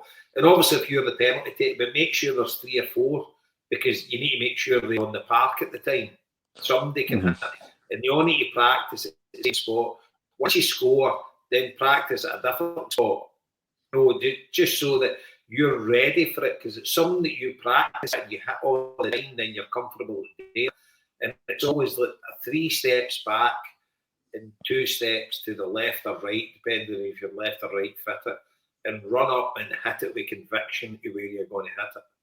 And he says, if you do that, he's done all this study and whatever, and he worked it out. The percentages were more because see all that running up and waiting in the goalie to dive. If the goalie doesn't dive and you hit the ball, you're up to the ball. What do you do with it if you're not going to put pace on it? I think you just need to be focused on what you're going to do and drill it to where you're going to hit it. And if you've practiced all that week to do that, then you've got a much better chance of scoring. I actually think I think it should be compulsory in training. Like you should do penalties because we do play cup football all year. We play 3 different cup tournaments, all of which you could end up in penalties at some stage, and all of which could go beyond the 5 penalties that you're bound to take. So what the like? Surely that should be an enjoyable part of training during the week, right? It's penalty time, half an hour. Get one of those fucking, one of those. They put like a fake net in front of the goal with holes in it, and just put one on it and say everybody has to hit that red area. Aye, and you don't need a goalie. You don't need a goalie in the net. Nope. You just need to practice hitting that point in the net every week. It's so that when you got to take that penalty on the Saturday or the Sunday, you've maximised your chance of scoring. Because if you've practiced, totally agree. And the thing is as well, you know yourself. The worst thing ever for a penalty taker is when you're running up to hit it, and you change your mind as you're running up. Yep. 100%. If you know where you're actually going to hit it, and you've practiced all that week, you're confident you'll be able to do that. You're a professional football player, and the thing is, that's a bit of the game. I don't think loads of teams take seriously. Oh, I totally agree. No, but it's almost like, well, that's the penalty taker's job. We have a penalty taker, and that's fine. If you've got somebody who's amazing at taking penalties, then you would fucking use them. But as I say, if you're playing multiple cup tournaments across the year, there's a chance you're going to be in a penalty shootout at one stage, and there's a chance that you're going to go beyond your 5 penalties. Do you remember the year? It was back in Strachan's time. Must have been a semi-final for the League Cup. We were playing Hampden on the Monday night, and there was exactly, and the goalies didn't. The goalies didn't hit them because the goalies were 5 pound of one of the 5 designated penalty takers. It just went so fucking long that everybody had to have a go, and like Steve McManus had a go, Gary Caldwell had a go. So why wouldn't you, like, half an hour, 20 minutes every week, right? Penalty time, bang, bang, bang. Or, it should be definitely 100. It's a skill that's part of the sport. It should be built into the training, and it can't do any player any harm. I mean, it really can't. They're bound to get better. I mean, even if you're shit at them, even if you are a big lump of a centre half or something, you're bound to get better, even marginally better, if you're practicing it every week and taking it fucking seriously. 100%. Scott, you back, Scott? I'm back. I've been back. I've been listening to this fucking nonsense since. Is it time to wrap it up? Is it time to wrap it up? The fuck, Scott? I've got a few cans left. If you don't want to go for a wee while. Well, what do you want to talk about then? If we're going to stay on, I would like a definitive topic, Mr. Higgins. Right. Thank you, man. Then. Higgins is right. What's up? I see what you've done there. You've passed that right on to me. You've always got some wild football chat in you. So here's a question. Here's a question for you, Scott. Out of all the one-on-ones you've done over the season, which includes domestic and Europe, which one have you been most which been the best for you? Quality, Marty. Which one? All the years, or just just this season? Because I'm a great advocate of it, right? And here's why: because you see, whenever you're going through here's what happened last season stuff and all that, I fucking switch off. I have no interest, but that's me, right? Because I understand lots of people enjoy that. But see, when you get into the clubs and the people and what they think about their club and stuff. I find it fucking fascinating. I find it fascinating about, learning about the other Scottish clubs and just how they think about us. And like we have a certain view on them, and often that's not the case. The view I have of these clubs are fucking totally wrong, and the view that I think that their supporters have of us is often totally wrong as well, based on what these guys say to you. So I do, I always big up the one-on-ones. I know you're doing one this week with Paddy, and that's like two Celtic men because fuck the Huns. Totally understand, but I find them mega interesting. So that's what I'm asking. Like, which one maybe this season is the one you went, wow, that was fucking class? Like for example, the guy from Bodo Glimt was outstanding chat. You know what I mean? And fucking even when Vidar Isef done his one, it was just fucking you just learned so much. It wasn't even like, you know what I mean? It was just you were just learning things all the time. The one this season I enjoyed most amazing enough was the Aberdeen one. Right. Okay. Why? Because you picked up a club who have plodded the line shite, and all of a sudden they were fucking magic, and they were coming to Celtic Park. They were coming to Celtic Park to beat us. There was no bollocks. They were coming to beat us. They didn't give a fuck. They were undefeated. They were fucking ready to rock and roll. It was brilliant, man. It was a proper. So when I talk to the Aston Villa boy, I'm sitting there basically shitting it. You know what I mean? But I'm talking away. The Slovan boy, Jason, I think you liked him. I think you liked the Slovan. Remember that boy? He was good, and then he ended up being fucking nuts. No, he was sound enough. But he ended up slow, but we ended up battering them. They weren't anywhere good, do you know what I mean? So I mean, the Club Bruges one's going to get down in fucking history. No, right? Sorry, excuse me. Apologies. That's who I'm thinking of. It's not the Club Bruges. I'm thinking of one. Okay. Yeah, my fuck.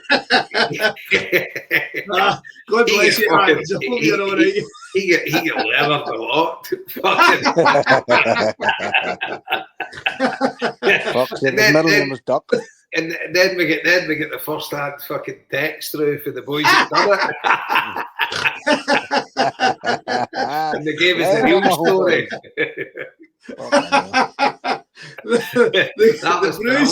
The Bruce man will talk about for a long. That was a great company event.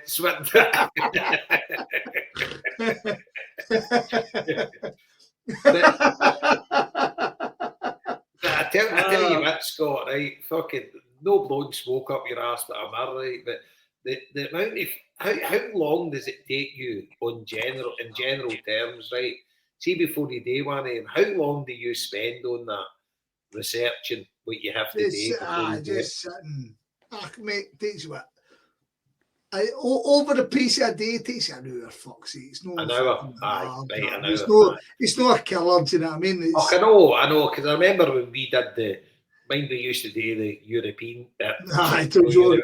We did the World Football Clubs. I loved it when I did the Argentina one, right? Yeah. And it was like it takes you about an hour and a half or something like that, and you can get it on the internet. But you're buzzing, aren't you? You're buzzing. And then you find some things out, and you're like, "Oh, hell, that's amazing." Yeah, 100%. You're buzzing. You're almost kind of excited to kind of allow. I mean, let's not kid ourselves on. The Bruce guy was excellent. He was fucking excellent. He was brilliant.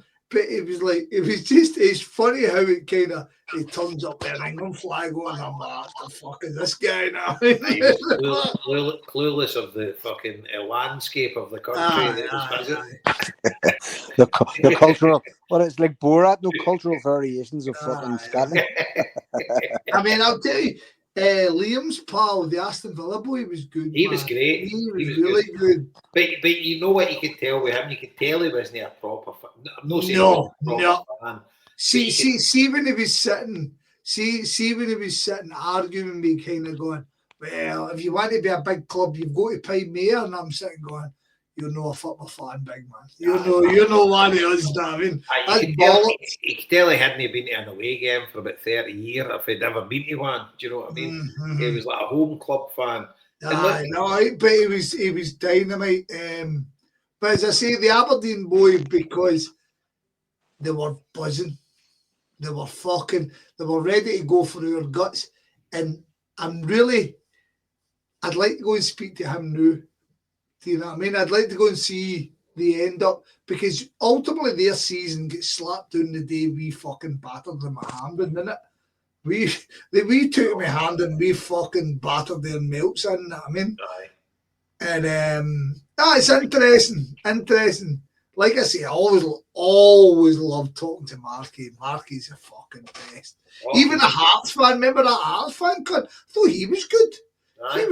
He spoke more than any of us. Fuck's sake, man. The whole Mark, as I say, he's come down to the house tomorrow, right, to pick up that cue, but he's raging. They've got 7,000 fans tomorrow.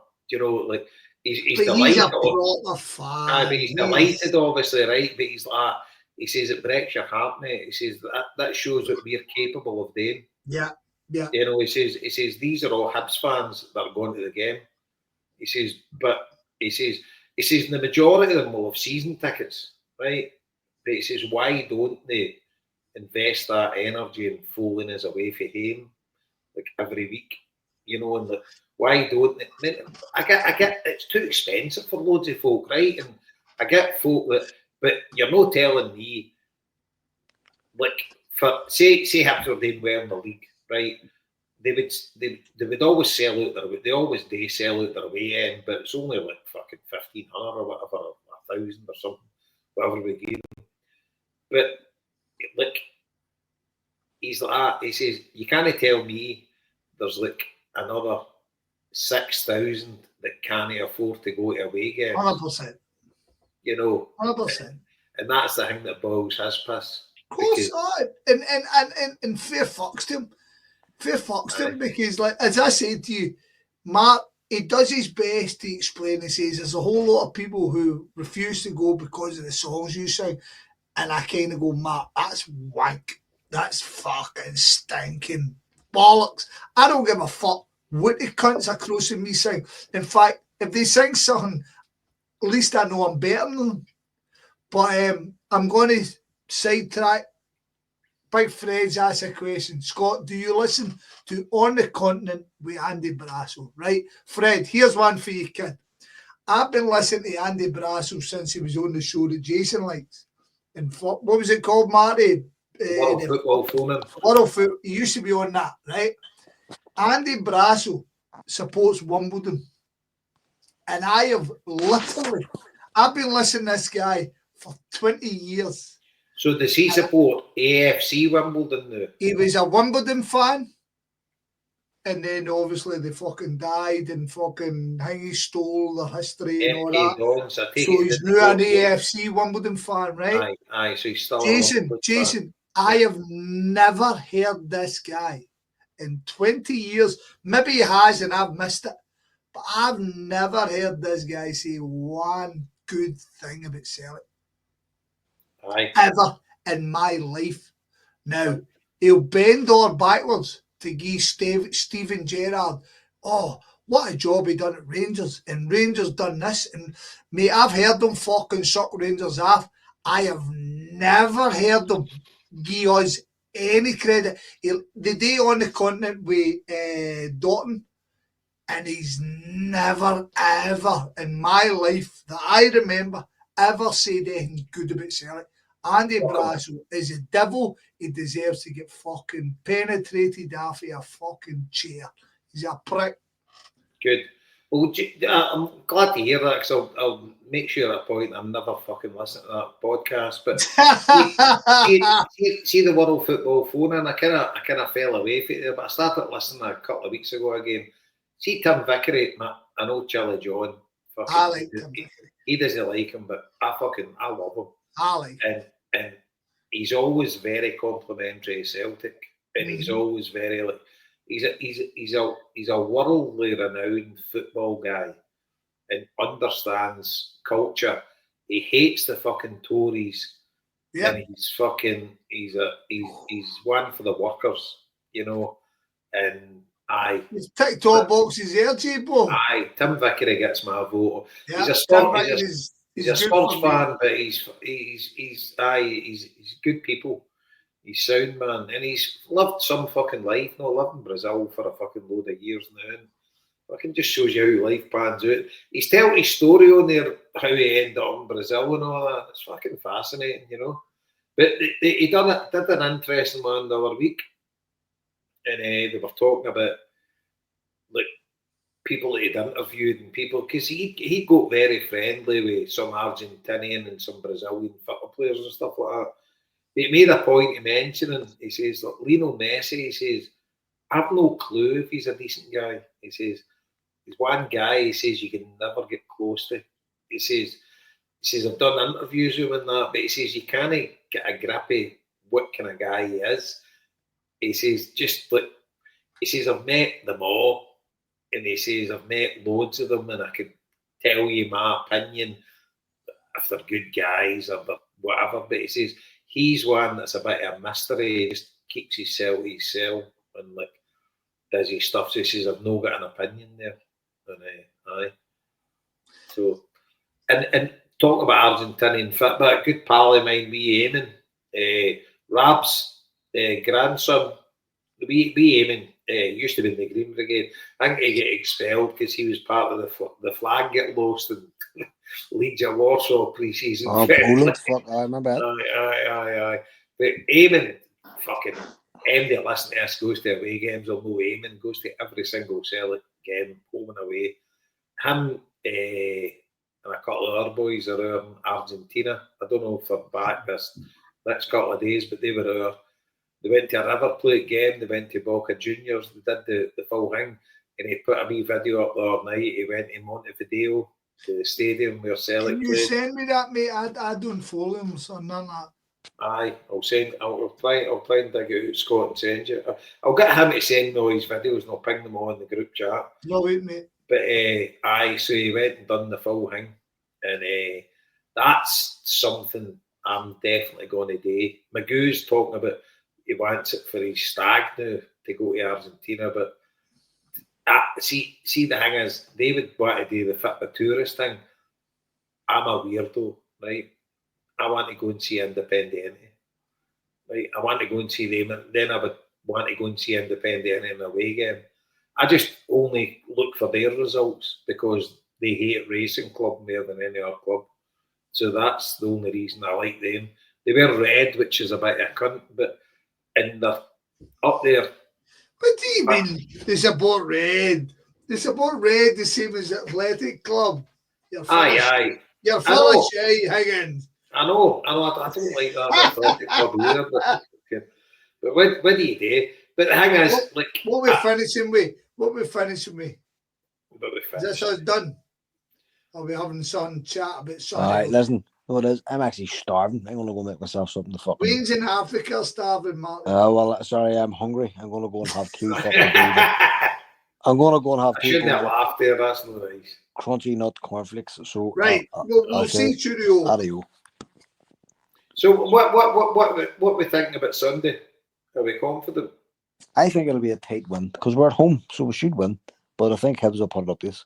They'll come flying out of the fucking blocks the way they did the other week. And as I say, hopefully this week off, not off, but hopefully this quieter week has stood us in good stead. As I say, it's a bit concerning to hear Rodgers talk while he was speaking about the defence. But at least he knows it's a fucking problem, so they're working on it. So you would, you could see Hibs scoring against us at some stage, so maybe 2-1 or maybe 3-1 or something like that. So what do you call the defensive? Scales is out for a while. You're talking about trusting Carter Vickers. Carter Vickers has been we know Carter Vickers is carrying this injury, and it can only be solved by rest. So that's what I'm saying. You're hoping he's getting a better rest. Rodgers are saying they're all tired. Trusty got the head boxed off him last week. So the defence has been really knocked about a bit. We don't have Scales at all. He's out. So you're down to who? Is it Naraki? Okay. Or that young fella Murray. So it's not AD. It's not AD. No, well that's it, because Naraki has no future, so you're as well going with fucking Dave Murray, do you know what I mean? As soon as the league's wrapped up, Dane Murray should play every game to make sure exactly. he's next in line. And again, Carter Vickers has to rest. So that's your excuse. You're taking him out to let his foot settle. Anyway, point of order. As you say, I believe in Brendan. Celtic should do the job.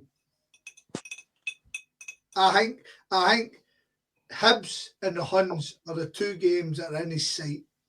And Brendan is get everything because the two of them have embarrassed us. And Brendan doesn't like getting embarrassed. Yeah, that's it. I reckon we'll win comfortably. Jason, I'll take it. Are you giving me it right now? And I'll take it. I'm giving you. We will win 4-1. Whoa! Da, da, da, da, da, da, da. Oh, this is Marty boy. Telling you. Oi.